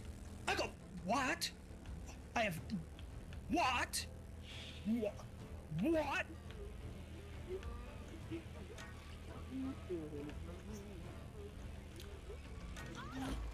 I'm saying it's... No, chat, I got body blocked. I'm not joking. The Dwight body blocked me. She might be dead. Yeah, that was just unfortunate angle. They might make a comeback from this then. You through? Chat, I don't want to hear it. I don't want to hear it. But okay.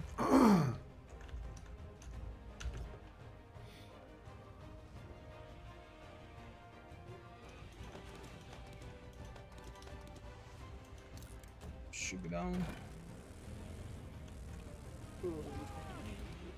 Super strange. Okay. Oh, unlucky. But that was a really lost game, dude, for a second there. Alright. We did delay the 4th gen though. I'm popping. Tell me where that is, main? What's my fastest way in?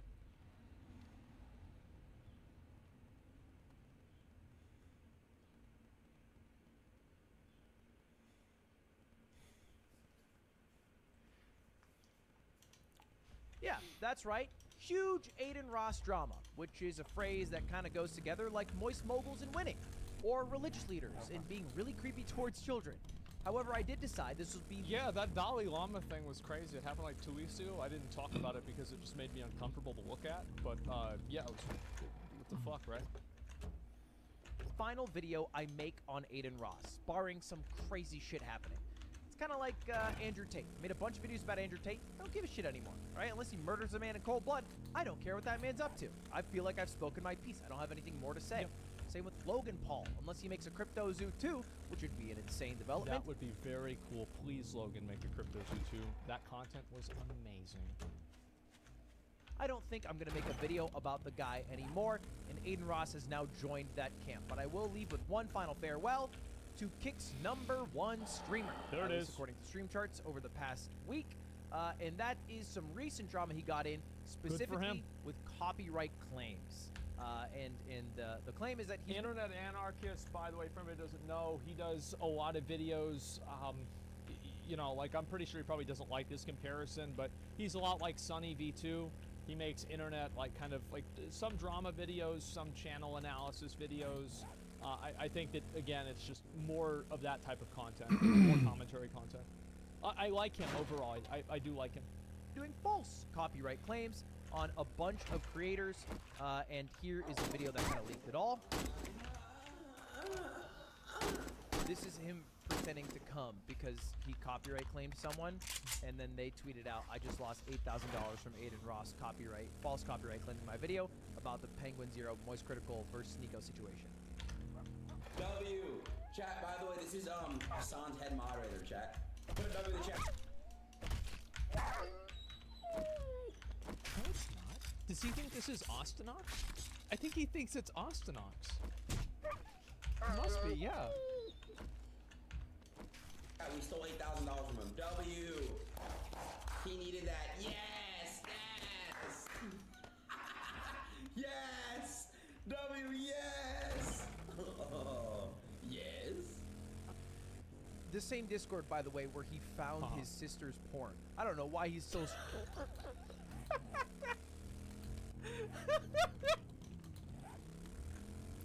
What the fuck is going on with this guy? What is he doing, man? Jesus. Scrolling through that shit. That Discord's that's a harrowing place. That'd be a battlefield I never enter again. Okay, this is a weird story, but I was doing the yard a month ago, and Aiden, one of my friends, told me that his dad told him that you could buy government-backed treasury bills and they have a guaranteed 4.8% yield on your cash. And I had no idea what that meant, so I Googled it and I tried to buy some, but I couldn't figure out the website, so I gave up. And then the sponsor of today's video came in clutch. I really like his shirt color. No, I do. Like, this is... No, this shirt looks really good. DTD cooldown commands are now active. So I gave up. The sponsor of today's video came in clutch. Public just launched treasury accounts. A quick, easy way to buy government-backed treasury bills from your phone. You don't have to go to the websites made from 1996, or you don't have to go into a bank. You can just use your mobile phone and buy the bills. I'm not making this up, by the way. This isn't Crypto Zoo. You can look it up for yourself. As long as you just keep it with the government for a set period of time, you get the fixed yield back of 4.8%. And with Public, it's a whole lot easier to do. With Public, you can even reinvest your treasury bills at maturity, which I think just means when you get your money. But I don't know if that's what they're doing. So I got a simple call out today. Go to public.com/mogulmail if you want a 4.8% yield on your cash, which you're guaranteed to get as long as you trust the American government, or at least that's the fact that they will exist. You don't have to trust the rest of it. Just trust that they'll be around to get your 4.8% and get the heck out. DTD, a new vote has started. So go to public.com/mogulmail to start getting a 4.8% yield on your cash. It's a scam? Bro, of course it's a scam. It's the government, guys. Bro, you can tell it's fake because it's the government. Like, I mean, they're the ones that faked the moon landing. Like, think about, like, all the false flags they had happen to try to take our guns. Yeah. No, of course it's fake, guys. 100%. Okay. See. You can try to government-backed treasury bills. I don't know. This it seems smart. This is not financial advice. This is just what Aiden's dad told us to do. And my dad's not around to tell me what to trade, so of course. I'll go with his. That's dark. Anyway, public.com/mogulmail. Anyway, let's talk about copyright claims and how they can happen, because it's a generally easy process from YouTube, which means there's lots of false copyright claims, and every creator that you watch at one point or another has bitched about false copyright claims, also probably complained about demonetization or the litany of other issues that exist with YouTube. Oh yeah. And I will say, to YouTube's credit, this system is great because it takes what was formerly a very long and drawn-out legal process and expedites it. But it still does make it at easier, its core initiating a legal process DTD voting is complete and the viewers have chosen Devon. Through YouTube's system rather than going to courts to deal with who owns the copyright for what. And for the most part, it does a decent job at ensuring copyright holders keeping their copyright. It's one of the things where, like, obviously, most of the copyright claims are pretty accurate and they're authentic. It's just that everybody hears about the ones that are not, because they're the ones that everybody gets mad about, and so they get talked about the most. But yeah, usually the system works fine. Written material to themselves, right? So for music labels, that's part of the reason why they haven't shut down YouTube as a whole, like they would Napster in 2002, is because this system exists. And basically, it'll show you any video that matches your own content. It's not the greatest system on earth, as you guys can see. It literally has Dream's face reveal video as one of my videos because I reacted to it. before it was uploaded onto Dream's YouTube because he premiered it. So it considers it my video and it matches it, even though that... So what? That's so fucking good. Wow. Obviously isn't the case. That also happened because I've watched a bunch of much Mr. money Beast he made videos off on my of it? channel. So when they get translated into a different language, well, I watch the English version. It matches everything the English version has. Ludwig, that's your video. I could claim it. Now, obviously, I wouldn't do that because it's a false copyright claim, and I would easily lose that battle. But that doesn't mean that there aren't bad actors There in the aren't scene dumbos who do that all the time. And people even start up like companies and organizations to send out false copyright claims because they know YouTube's system is broken and they just want to do it to make money. Who have the ability to claim things that might be a small percentage, that might be a fair use situation, and they claim it as if it was outright theft and take all the proceeds from it. And the system allows you to do that. There is an article about how there's billions of dollars in false copyright claims every single year. And There it Aiden is. Ross seems to be going down that trend. But it's even a little bit more nefarious than that, because he's not just false copyright claiming everyone who's using his video, he's only false copyright claiming people who he considers his ops. Here's the clip of Aiden admitting that on stream while talking His to one ops? What do you mean his ops? Like opposition? of his friends. Or special this is Hassan operatives. reacting. Yeah, bro. Like, There's I'm gonna be no honest, way yeah. he's this stupid. But listen, he's supposed to only go for the ops. So that's Aiden admitting on stream that he's only going for ops, his opposition, the people who are out to get him. I don't know. I think he thinks Spec there's like ops. a cabal of people Black who ops. wanted him off Call of of Twitch, Duty. that got him off of Twitch. But basically people he doesn't fuck with. Now look, Yeah, he Aiden doesn't Ross like is people. not the one doing these copyright claims. It's done by a company called Thumb Media, and they're doing it on Aiden's behalf. And he's the one who directed that company to target people he doesn't like to copyright claim all of their videos. That includes any of Aiden's streams or videos or assets. And it's not always up to snuff. It's not always something that would legally pass as a good copyright claim, a good Well, it's hard to know what would pass as a good copyright claim and which one wouldn't. And to me, like, I see this kind of stuff and I think it's very problematic because as soon as everybody starts doing this, it's going to just create more rules and more legislation. It's not illegal to be selective, though. No, it's not illegal to be selective. But it is illegal to make copyright claims without taking into consideration fair use. That is illegal, and it should definitely be against YouTube's terms of service, and I'm pretty sure it is. Size of your own copyright. Look, I'm fully okay with people claiming their own videos. I personally don't care. I've never claimed anybody for copyright. Occasionally, I've asked people who use or edit a lot of my streams to stop or maybe outright hired them. But I've never that's what I claimed them did. through YouTube's system because I think the system's pretty shit altogether. But Yeah, I'm we try to avoid doing that too. It's like there's no real reason to do that. It just creates more problems. It's better to just talk to somebody and that way you solve the problem without having to deal with any system. Right? It's that easy. when people do it. For example, Fair use is advanced. CGP Yeah, it Gray is a guy whose copyright claimed me twice. He gave me 2 strikes, and I almost got banned off of all of YouTube for it. But I served the time of 18 months or wherever until the claims expire and the strikes expire, and now I'm all good, and I only react to people who are cool with it. But that was something that he was allowed to do, and I've never chewed him out. This, however, seems to be crossing the line of okay copyright claims into not okay copyright claims. Copyright claiming definite fair use. And Aiden Ross himself, I think, is aware of that, which is why he's only targeting people that are his ops and not very legitimate claims to copyright that he feels like is infringing on the content he has created. And you have I do think that in general, like, I mean, I don't think Aiden's claimed any of our stuff. I think it is definitely people that he doesn't like.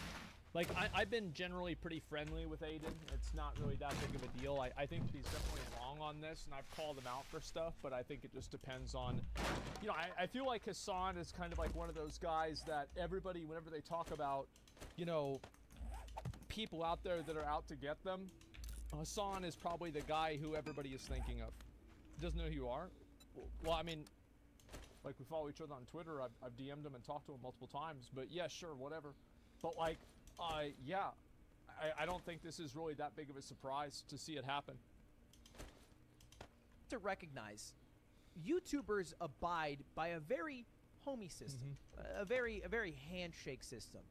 Normally, if you film anything, everybody needs to sign a release form. There's a certain set of processes that happen to be able to ensure that whoever is creating this content owns it outright and they cannot have it get taken down at all. Yeah. And I promise you that most YouTubers, pretty much all streamers, and definitely Aiden Ross do not do that, which is what Hassan was talking about here on his stream. He's not sending release forms before having people appear on his fucking streams. So hey, Aiden, have fun with that. I will literally personally pay the legal fees of other fucking Instagram models and people who now hate Aiden Ross, who have appeared on his stream, to sue him for every fucking dime he has if he keeps this dumb shit up, okay? This is Hassan threatening to sue Aiden. I think realistically, or you know, like fund the legal fees of other people trying to sue him. Yeah, it's fucking ridiculous. if you don't sign a release form, you can have the content taken down. Maybe they don't take it down. You could get to a lawsuit. And Aiden's response to this, okay, this I find is really funny. Someone runs this Aiden update account, and they make little graphics for Aiden. I don't know if Aiden pays them. I hope he should start. This is good. Sure, he doesn't, but if he does, it's like his own press release. It's like a PR team. Yeah. If Hassan wants to go ban for ban, I gladly welcome that. My legal team is undefeated, bitch. Isn't it fucking depressing that the legal system is based off who can go banned for banned harder?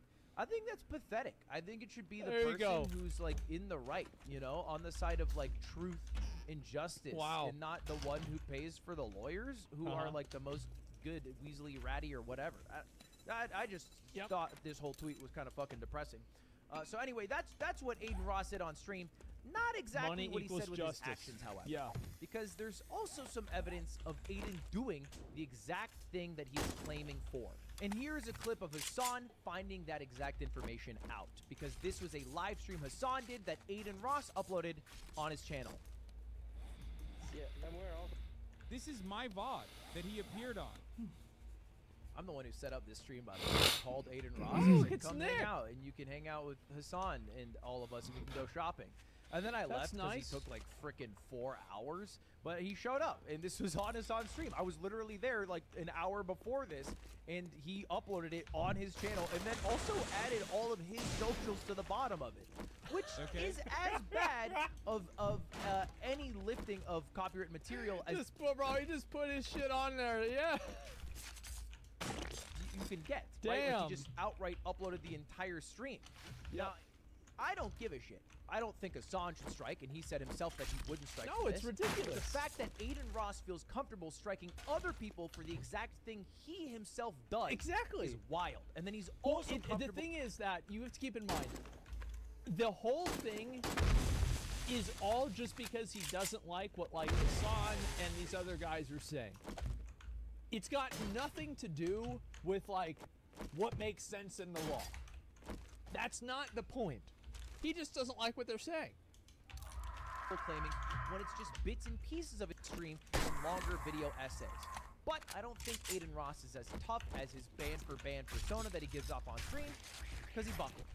Aiden Ross folded. Thanks to everyone who helped raise awareness on the situation, from bragging about stealing 8K from me to quietly folding behind the scenes. These last few days have been a riot video coming soon, and that's in response to I love how YouTube saying, looks like the claim is closed by the content. YouTube goes and says Aiden, because like they don't want to be involved with this. They said, bro, we didn't fucking do this. This is just the system, right? Like, and they say, like, yeah, Aiden closed the fucking complaint. And then this is another YouTube creator. It looks like YouTube's cracking down on Aiden Ross's copyright abuse. Good news, your copyright video was released. Yep. And then here's another creator, Knuckle Left, saying, it turns out a lot of public backlash has made Thumb Media, the people Aiden Ross hired, reverse their claims. And that's also another factor too, is like Thumb Media, these guys probably don't know, like they don't really know what's going on. They just said like, Aiden, it's like, oh, you want to copyright strike this video, they're uploading your stuff? Okay, yeah, sure, we'll copy strike it. So then they do. And now they're getting a bunch of hate because Aiden is sending out bullshit copyright notices. Well, they say, fuck that. We're going to be sending these. We don't want to work with you, man. Like, yeah, we don't want to get put in the middle of your fucking, of your fight, your drama. Fuck off. good news. Both your videos have been released, and you are now able to make revenue on it. So it looks like he just totally buckled. It didn't seem like he wanted to fight this battle, and I think that's good. I am overall happy with that decision by Aiden Ross. Yeah, it's a good decision. But it doesn't exactly feel like he is done, because he also said this, another graphics package, breaking news, by the way. The war is not over yet. Aiden has a few tricks up his sleeve and is now allegedly planning on suing Hassan for defamation of character. Blush. I got the Jew crew by my side. You're finished, buddy.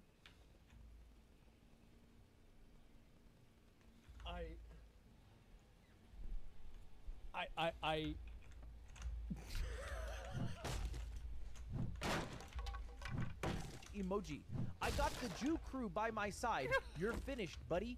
Aiden Ross on Hassan's recent claims. Oh my God. Which, I don't know. That's an ominous threat. Here is a less ominous threat and a much more direct one from one of his friends. Kick streamer Cuffham threatened to kill Hassan.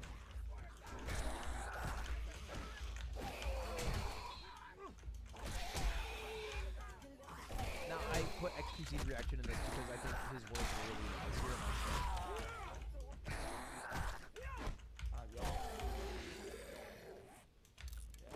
Don't do that, man. Yeah, that's crazy. So true. Damn, like, yeah, chill out. Like, bro, that guy needs to lay down. Yeah, just go lay down for a while, man. Like, you're good. Like, it's just take a nap. Fuck. In conclusion, and this is the final thing I'll end on here from Jay Aubrey, Aiden Ross, a guy who illegally streamed the Super Bowl to 100,000 people, somehow believes he has the authority to copyright claim anyone who uses his clips under fair use to even slightly criticize him. Alpha male wannabes are always the most fragile people in the world. Video soon.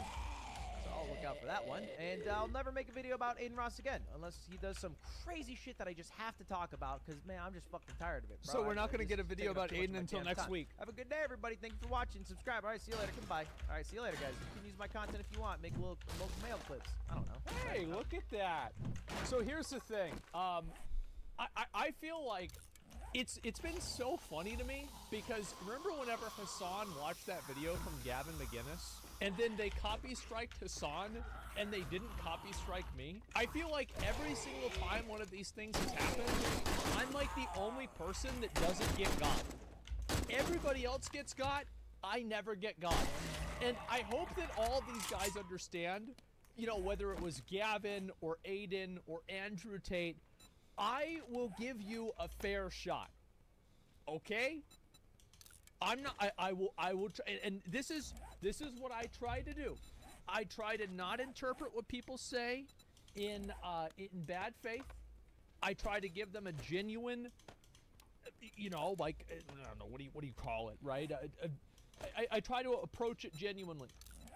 You didn't watch Sneeko's video? Bro, I didn't watch Sneeko. Dude, Sneeko tweets at me. He says, you watched Charlie's video, but you didn't watch my video. And I'm like, okay, pussy, send me your fucking video. And it's an hour. I don't want to watch this. This is a fucking hour. You kidding me? You can't wrap this up in 15 minutes? Get the fuck, it's a movie. Stop it. And the thing is, like, I even defended Sneeko. I did. I defended it. I said, you know, listen, man. Like, you're fucking, like, you want to be a cuck. You're into this kind of stuff. People are out of pocket getting mad at you for this shit. Like, I think it's fine if he wants to be a cuck, right? Like, still in people's position. I try to give people the benefit of the doubt, and I try to be honest. You know, so even if people might not like what I'm saying, I hope they know that I at least give them a shot. Whether it's Sneeko, Kotaku, Andrew Tate, or any of these other guys, I try to be fair.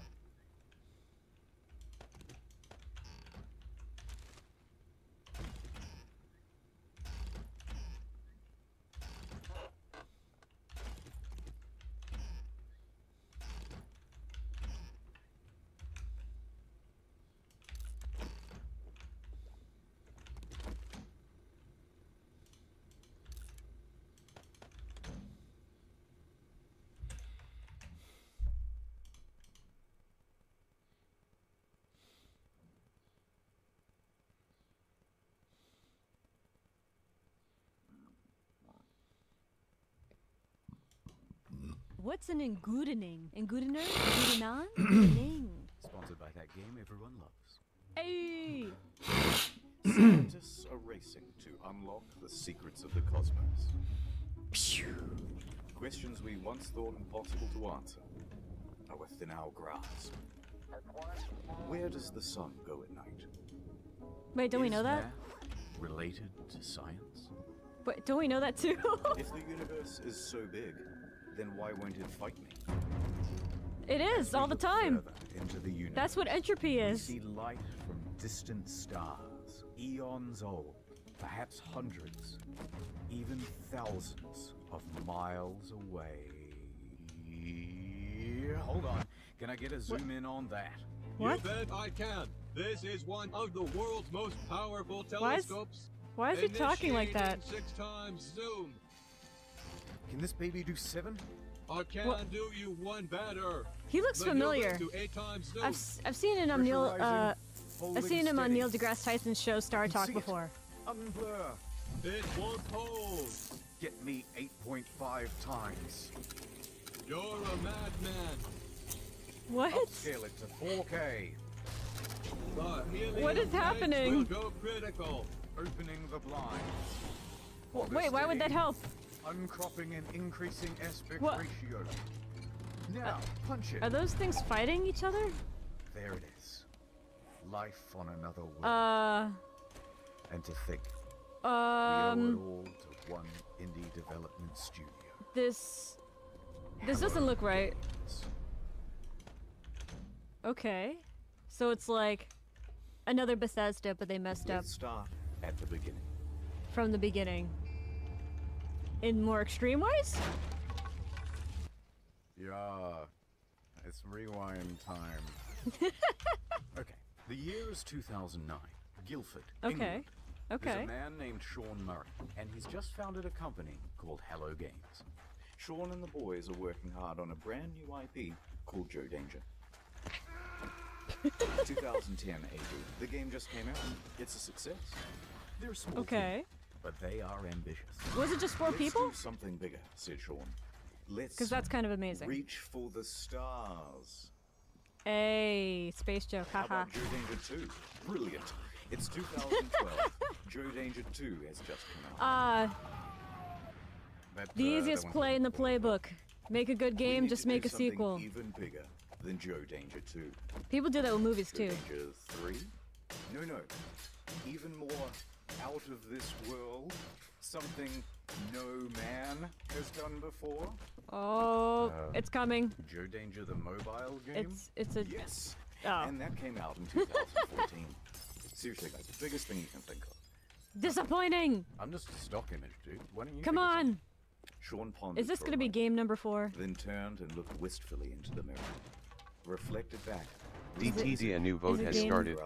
Number If 4. you're gonna make Neil a deGrasse space game, Tyson. first person, never been Hey, done before. I love him. I'm going up in orbit to repair the Hubble telescope. Well, that's not a night. Who are you gonna have sex with? How much microwave is coursing through your body now? Oh my god. Sid Murray. Space game. Procedural. It's Black generation. Science Man, guys. Planet. Okay, that sounds good. Yes. People don't We think all the agree. universe be So they how set it to is, work, but it be. cobbled together But a it do. prototype, and by God damn it, I PGX butchered it. 2013, Forget that. I didn't they say are ready anything. to I didn't announce say anything. another new IP. No Man's Sky. Check it out.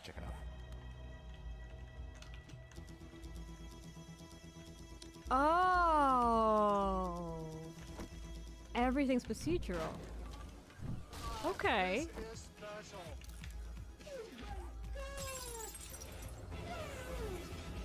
You know, that does sound like chaos, though. DTD voting is complete and the viewers have chosen mystery I would imagine supplies. that something that's procedurally generated is like more likely to break than just creating a world that's static, you know? It's 2014, and it's E3 hype time. No Man's Sky has promised to be a game like no other. A practically boundless experience vibrant with life and color and things to explore. What's over there? You'll have to be the one to discover it. And then, wow, look at that big f***ing dinosaur, holy shit. And a moment later, we're in space, having a battle amongst a giant fleet. Claim a planet as your own. Explore the galaxy with your friends. Okay, that's it. This is gonna be I the mean, best game ever, you guys. right? That's what it even won sounds like. awards for its hype. And it will Whoa, release wait. in June You can wait. You can win 2016. awards before the game's out just because it's so good at hyping you up. I didn't know that. The hype train was officially loading up and ready to chug out of the station. At every stop of the journey, there would be press junkets talking about the amazing scale of the game, spread across 18 quintillion planets. It's so Whoa. vast that by the time you finish exploring it all, I would have 2 new videos published. Sean himself was doing the interviews, because who is better to talk about the game? I was waiting for him to say something like, "It'll take you 30 years," and he was like, went from "It'll interview take to me like interview, and 2 with each months to question, finish the game." The answers he gave raised people's expectations of the game's scope. Can you land on a comet? Yeah, at the moment you can land on asteroids. You could encounter other players. Why did he say at the moment? That's like, A little bit. that's a weird statement. Like for now we can, but I mean by the time the game Sand releases, we planets can't like make in any June, promises. Rivers, walking sentinels, hacking, so sophisticated that light diffracts through the atoms.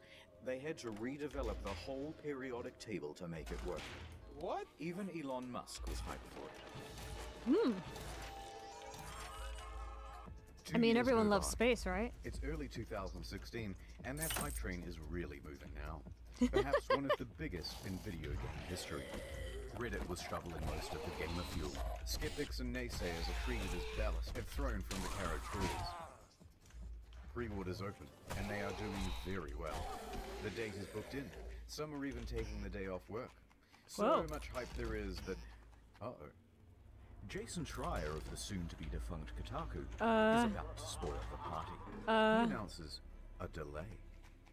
From June 2016 to August. He looks like the Liar. Doesn't he kind of look like a villain? When I first saw his Please face, I be was like, quiet, that they looks said. like bad And news. death threats too. But he was 100% right. A week later, the delay is officially announced.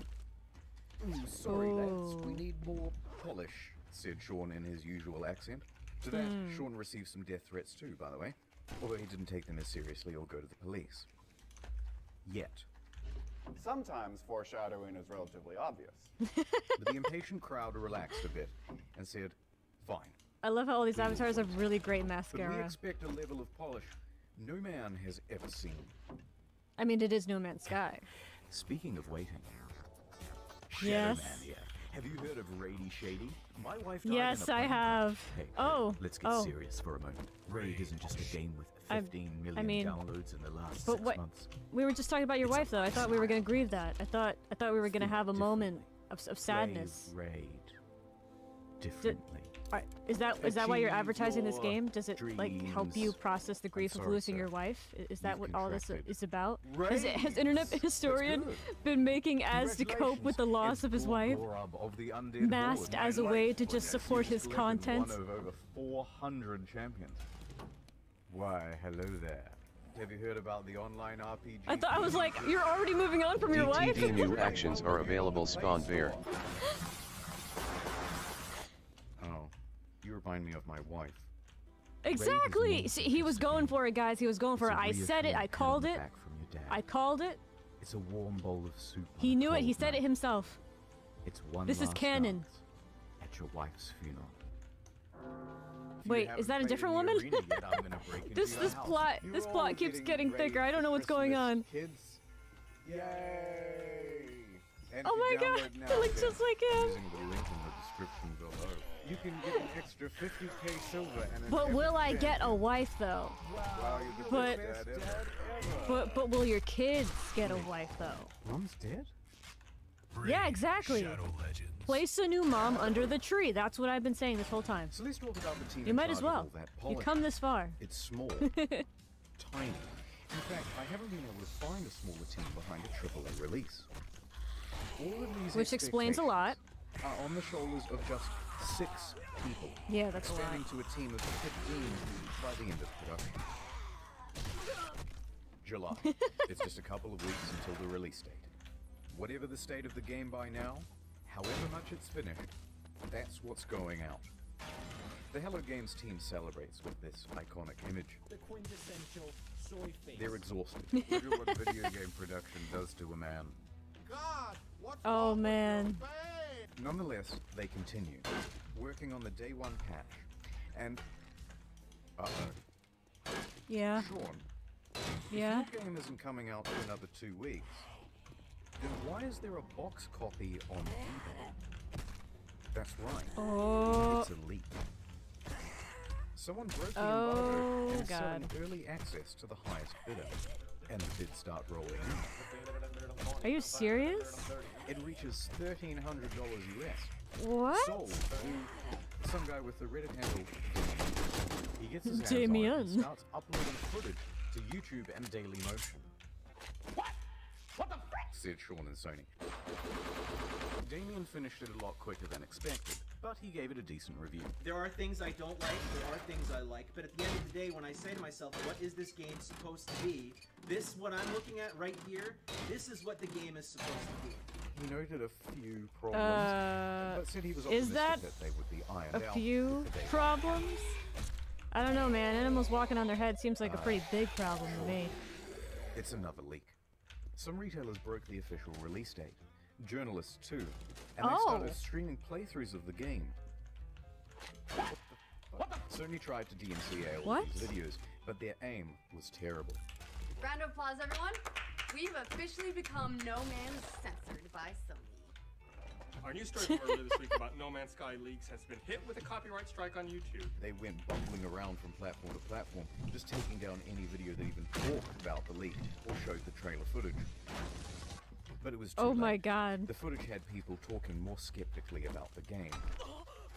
Especially because there were no early review copies. That's bad. And it was looking like the weight of all these expectations had become too much. And the whole thing was about to give.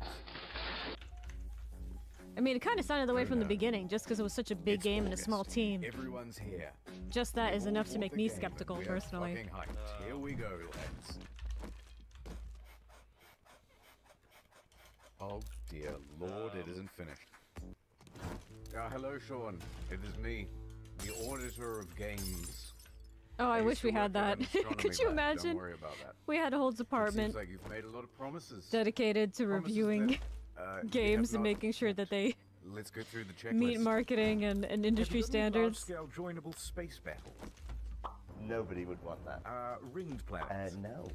No. Fine. Well, at least let me play as a trader. Some may call this junk. Me, I call them... No. Those sand planets from June look nice. Think I might... Please, Sean, there must be rivers. No, it's not. Animals interact What? with each other in the environment? No. Packs of walking sentinels, Sean. No. I'm literally crying right now. Should I even ask whether I can play as a space pirate?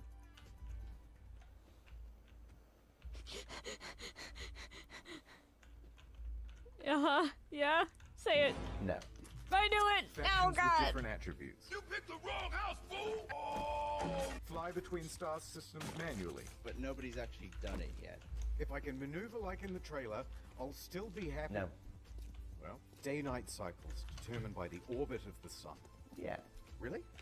No. Land on an asteroid, radio chat, and name your ship, hacking, portals, all that stuff about the elements, sure. So what? So what can you do? What can you do in the game? And That's what I want to know. The only bugs this game doesn't have are the butterflies in the demo. Buried buildings, aggressive emojis, tractor beam malfunctions, animal husbandry, oil slick world, raining grass, Oh, retarded God. animals doing retarded things.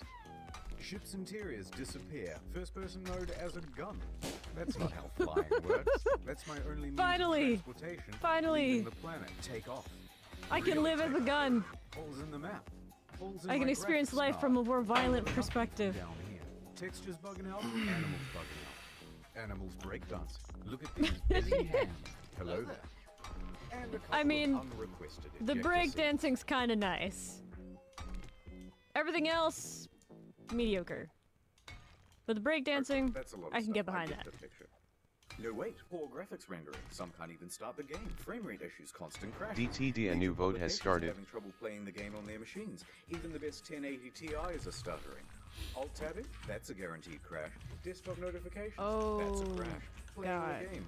That's a crash. Changing options in the game without restarting? You'll get this.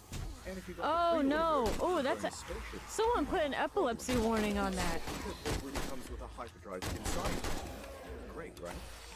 No, because you have to craft it in order to finish the tutorial missions. And if you haven't finished the tutorial missions, you can't leave the star system. So, Whoops, until they patch it, you're stranded. That's why Oof. I give my kids No Man's Sky.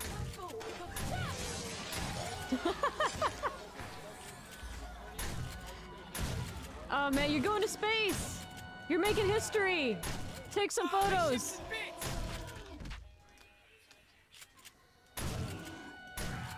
DTD voting is complete and the viewers have He looks so chosen dance confused. off. How high expectations were for this game, and just how many people bought on the release. Myself included. Over Oh, 3/4 man. of a million purchases on Steam at launch. It's the single best-selling Wow. game on the PlayStation Store that month. And the large proportion of people who bought it in the hopes of playing with their friends, well, you're in for a surprise. This one is a literal game changer. Is it even possible Oh, no. to do that with your friends in No Man's Sky? The answer is absolutely yes. It's possible.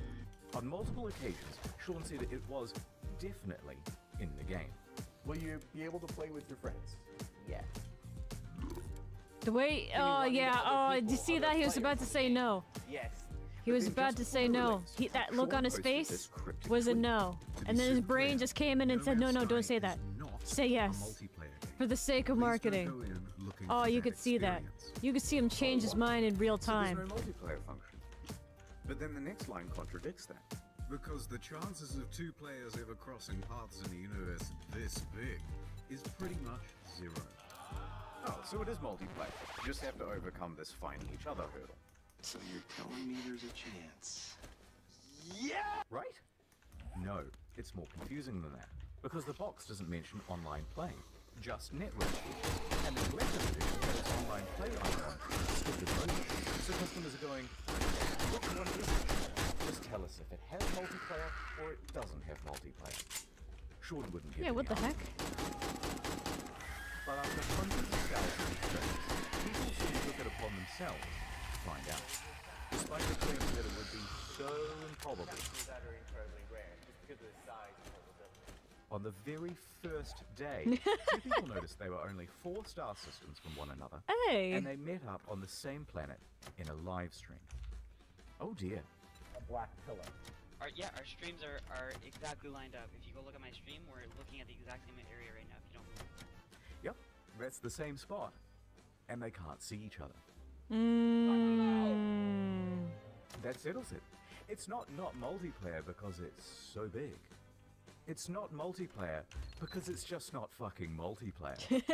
And this led to quite a revolt. What did Sean have to say about all this? So amazing, 2 people found each other on the first day. That has blown my mind. So why Oh, can't boy. we see other players in game? Wow. So many of you playing. Just Yeah, admit sure. you Good didn't luck. finish it. Jesus Christ. My mind is blown. Just be honest. So what's the game actually like then? Is it any good? That is a difficult thing to say. Well, it certainly That means is no. stylish That and means pretty. no. If you can't And say there are yes, a that lot means of no. places to explore. But that doesn't mean there's much to find. In fact, the game boils down to a very simple loop. Hold down the trigger to pick up resources, deal with a full inventory, get an upgrade, leave the planet, go to another planet. Hold down the trigger, deal with a full inventory, get an upgrade, leave the planet, go to another planet. Hold down the trigger, deal with a full inventory, leave the planet, go to another planet, deal with a full inventory, get an upgrade, leave the planet. I mean, that That's it. sounds like an incomplete game to me. Refuel your multi-tool, refuel your life support, refuel a separate part of your multi-tool that shoots bullets It's like instead of the survival. mining beam. Just space Refuel your survival. launch thrusters. That's what it It's sounds busy like. work that makes it look like you have something to do. It's not real. How dare you? What followed was one of the most dramatic crashes in player numbers in gaming history. Sales in the UK fell by 81% in the second week. Concurrent Damn. players on Steam dropped from 212,000 in August to just over 2,000 by September and fewer than Dang. 1,000 by October. And what followed that was perhaps the biggest pile-on in gaming history. Reviewers on YouTube panned the game. Oh, for fuck's sake! You done fucked it up! I had no hype, and I can tell you that, even without that disappointment, this game is hot garbage. Has anyone coined Sean Murray news? Numerous times within the first 2 hours of the game, I kept saying, this is it, fuck this shit. Reviewers in the media were almost as harsh. Devastating realization that most of the crafting, combat, and other activities you do on and between those planets ranges between bemusing and outright bad. The criticism was deafening. Admit the truth, And a little bit Sean. really funny and creative. Just admit the Crazy Cat made a truth. video that captured the sentiment of that day, and if you haven't seen it yet, you're missing out. So people are furious. The game is boring, and soon people discover that complaining about the game is actually more fun than playing it. Wait, I'm now 3.5 hours into the tutorial. Silver linings. So they started complaining about it. Silver like they were linings. grinding for an achievement. This sucks. Fucking Minecraft in space. Many people made compilations of all Minecraft the in space. unfulfilled promises. That's a great One idea. guy on the subreddit I'm compiled a sure big there's list gotta of all the be. missing features. Front There's page. gotta be. That's Got a gotta defense for exist. No Man's Sky? Enjoy your download. There's gotta be a Minecraft In space fact, server the out there. entire No Man's There's Sky gotta be subreddit many. was in such disarray it had to I be want locked. that. So by the end of the month, Metacritic was like scrolling through a bowl of Cheerios. By October, it was one of the worst rated games on Steam, with an aggregate of mostly negative from more than 70,000 reviews. The outrage at the game was headline news for weeks on dozens of games news publications, and the price on eBay and Amazon and secondhand at GameStop was crashing through the floor. Oh, please, no more. But the beatings had only just begun. The demo planet was data mined and found to be, of course, totally scripted and not randomly generated at all. I'm just going to pick one of these yep. at random. If anything horrible I'm not goes wrong, surprised. just keep in mind that I've not been here before. It wasn't some level that we built or something Sean, like that, even though Sean, I why think would you it say looks that? Quite nice. It's gonna come back to haunt you later, and you know it. Why you're showing this? I can see it in the interviews. What's so special about demoing the game on this planet? Oh no, it's just a place that looks nice. No. I could have ended the demo with. He's given all the signs. You know what I mean? Like, if you really pay attention to these interviews and how not interested he is in the game, like, he seems bored by this game. You can kind of tell what's gonna happen.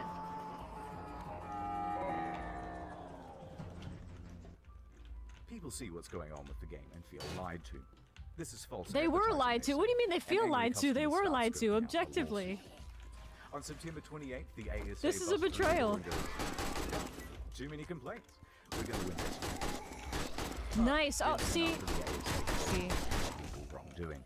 Oh, come on. Within is what's on the back of the box, what's on the store page, and what's on the Steam page. So it's ASA, how dare you? Not false. How dare you? advertising. You had one But job. of course, technically One. not illegal doesn't mean much to an angry audience. October 28th. It should be. Hello Games It Twitter should be illegal. The Those hacker were posts, numerous "No Man's layers of Sky was a lies mistake," stacked on and is top of shitting each on other. the You game could in see it in the reply. interviews. Turns out Sean Dawn knew didn't he use was two-factor lying. authentication on his He knew LinkedIn, it. And that's how they got in. They also sent discrediting emails to journalists, which they knew would rile people up if published. Some people even show up to their offices to take photos and knock on the door, even at night and on the weekend. They posted empty pictures of the office, so naturally out of context, this started rumors that Hello Games simply took the money and ran. This in addition to numerous bomb and death threats during that period. Those ones Sean did have to take seriously. Regular intervention from police and Scotland Yard and things like that. And while Sony didn't quite throw them under the bus, it was more like a gentle push under the minivan, when Sony President Shohei Yoshida admitted that Hello Games did not have a great PR strategy for No Man's man. Sky. The press took the ball with that one and ran. But despite all of this, all of the negative press, they were actually nominated for a couple of awards. But by this point, Murray and the other but members how? of Hello Games were But so why? downtrodden and so sure they weren't going to win that they opted to go elsewhere for dinner. And the Innovation Award goes to... Are they gonna boo? I was like, are they gonna boo?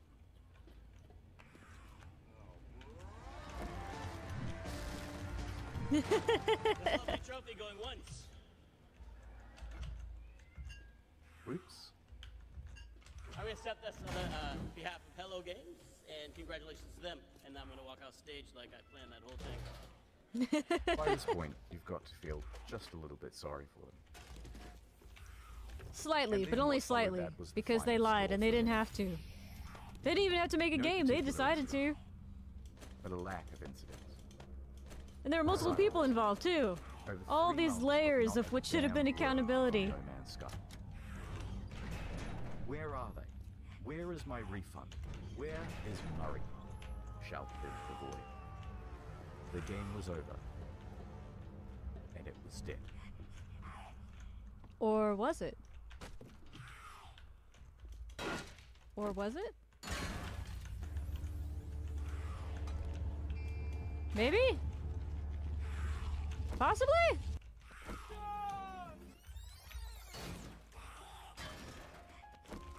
The year was 2000 AD. What? Sean has just graduated from university and is headed into the big wide world. He rises up the ranks at a number of studios, eventually working as a technical lead for Black and technical director for Burnout 3. When Okay. Burnout's developer is bought by EA, he is in his late 20s. And he and 3 of his buddies decide to leave and start their own studio, Hello Games. Uh-huh. This was a risky venture. Clearly. So we've done this incredibly foolish thing of like quitting our jobs and then sit down and decide what the game was going to be. Together they create their first title, Joe Danger. Yes. Why are we going They down worked memory on this lane? game day and night. In Uh-huh. fact, even once they were arrested in their own office because the police thought they were there to rob the place. Oh yeah, I was like, wait, why did they get arrested? on Oh, that's Sunday right. night. Looks like an abandoned But they building. had to work that hard. Like any startup, it was a huge financial and professional risk. They had no income. They were working in a tiny room above an old tile shop, living off savings. And to keep the project running, Sean even sold his house. So Wow. he made a really tough and probably at the time seemed really foolish decision. It's kind of almost embarrassing. So for he me to talk invested a about. lot. I sold my house and You're just gonna basically you're gonna went let that sit, all Sean? in and funded You're gonna what let we were this doing, which is burn not something I would after all recommend you did for anyone it? else do. But by June 8th, 2010, they had done it. The game was good. And they could breathe a sigh of relief because on the very first day it hit the PlayStation Store, they made their money back. 2 years later, Joe Danger 2 was released. It was not the commercial success they had hoped for, and they didn't want to just keep pumping out sequels. That was a trap big players in the industry had fallen into. Yes. Yes. In his spare time, Sean started working on a prototype for a procedurally generated game. They took another gamble and scrambled to get a trailer out in time to present at VGX 2013. So the project is official now, and the pressure is on. Around this time, Sean is also looking to start a family. Concurrent to all this development, Why do they he all would look go like on him? to have 3 kids. So the weight of responsibility is really piling on. Yeah, But their you're hard telling work me. will pay off, as they're finally going to have a chance for some R&R.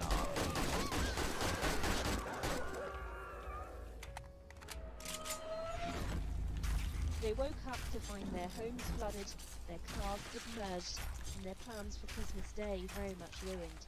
Bad news. Rain. Rain and flooding in the south of England, right around Wait. the Hello Games office. Are you serious? They are completely inundated and they return Bro. from their holidays to find laptops floating around at waist height. Oh god. But some good news. They hadn't lost any data. So they pull together. Whoa. Soldier That's on. amazing. Development continues. That's amazing. So there they are, working in a damp office, and then ding dong. Ooh, who's at the door? It's Danish mathematician Dr. Johan Bjørn. I was waiting for him to He's say, seen the game, "It's danger." And he says, they are using my secret formula in perfect English, and there is a potential for a lawsuit. Sean says they didn't, and he can prove it. So they have a meeting, and the claim is dropped, lawsuit evaded. So back to work, guys. Ding dong. It's Sky Television. They've seen the game. You are infringing on our Sky trademark. They said in perfect speech. They had succeeded in getting Microsoft to change SkyDrive to OneDrive, and they were about to give gamers No Man's 1 under threat of What? lawsuit. Are you But serious? this lawsuit didn't just go away.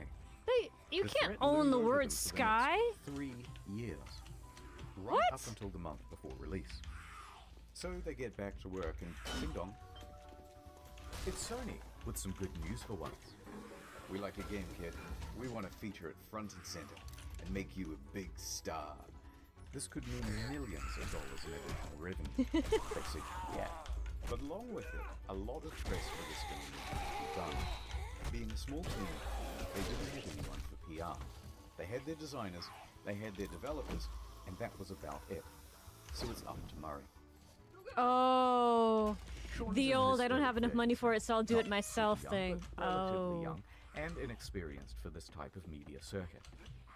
This deal with Sony put extra pressure on them. It set deadlines. It's not that it's Sony's fault, but they're locked in now with much less flexibility. So when May rolls around, and they have no option but to delay, even if they wanted to ask for an extra 6 to 12 months of development, which they really need, it's probably too much to ask for. So they extend from late June to August. Only 6 weeks. From here, you can predict what's going to happen to multiplayer and a bunch of other promised features. So here's how the hype happened. Scope of game. Time. And here's the line which shows the reality of development. Progress is steady and ends in August 2016. Now here is the line of player expectations. It should start out here and follow along the purple, but the overhyping trailer comes out and puts us way up here. In this trailer, it features a bunch of things It's so that Hello Games special. thinks they're capable of having in the game by 2016. That's the first big mistake. Then it's announced for PlayStation, and I'm it off costs to work. $60, and there's a collector's edition. Oh. Second, even bigger mistake. That puts us I know. all the way up. Be back And tomorrow. I think this is the main problem, because price tags set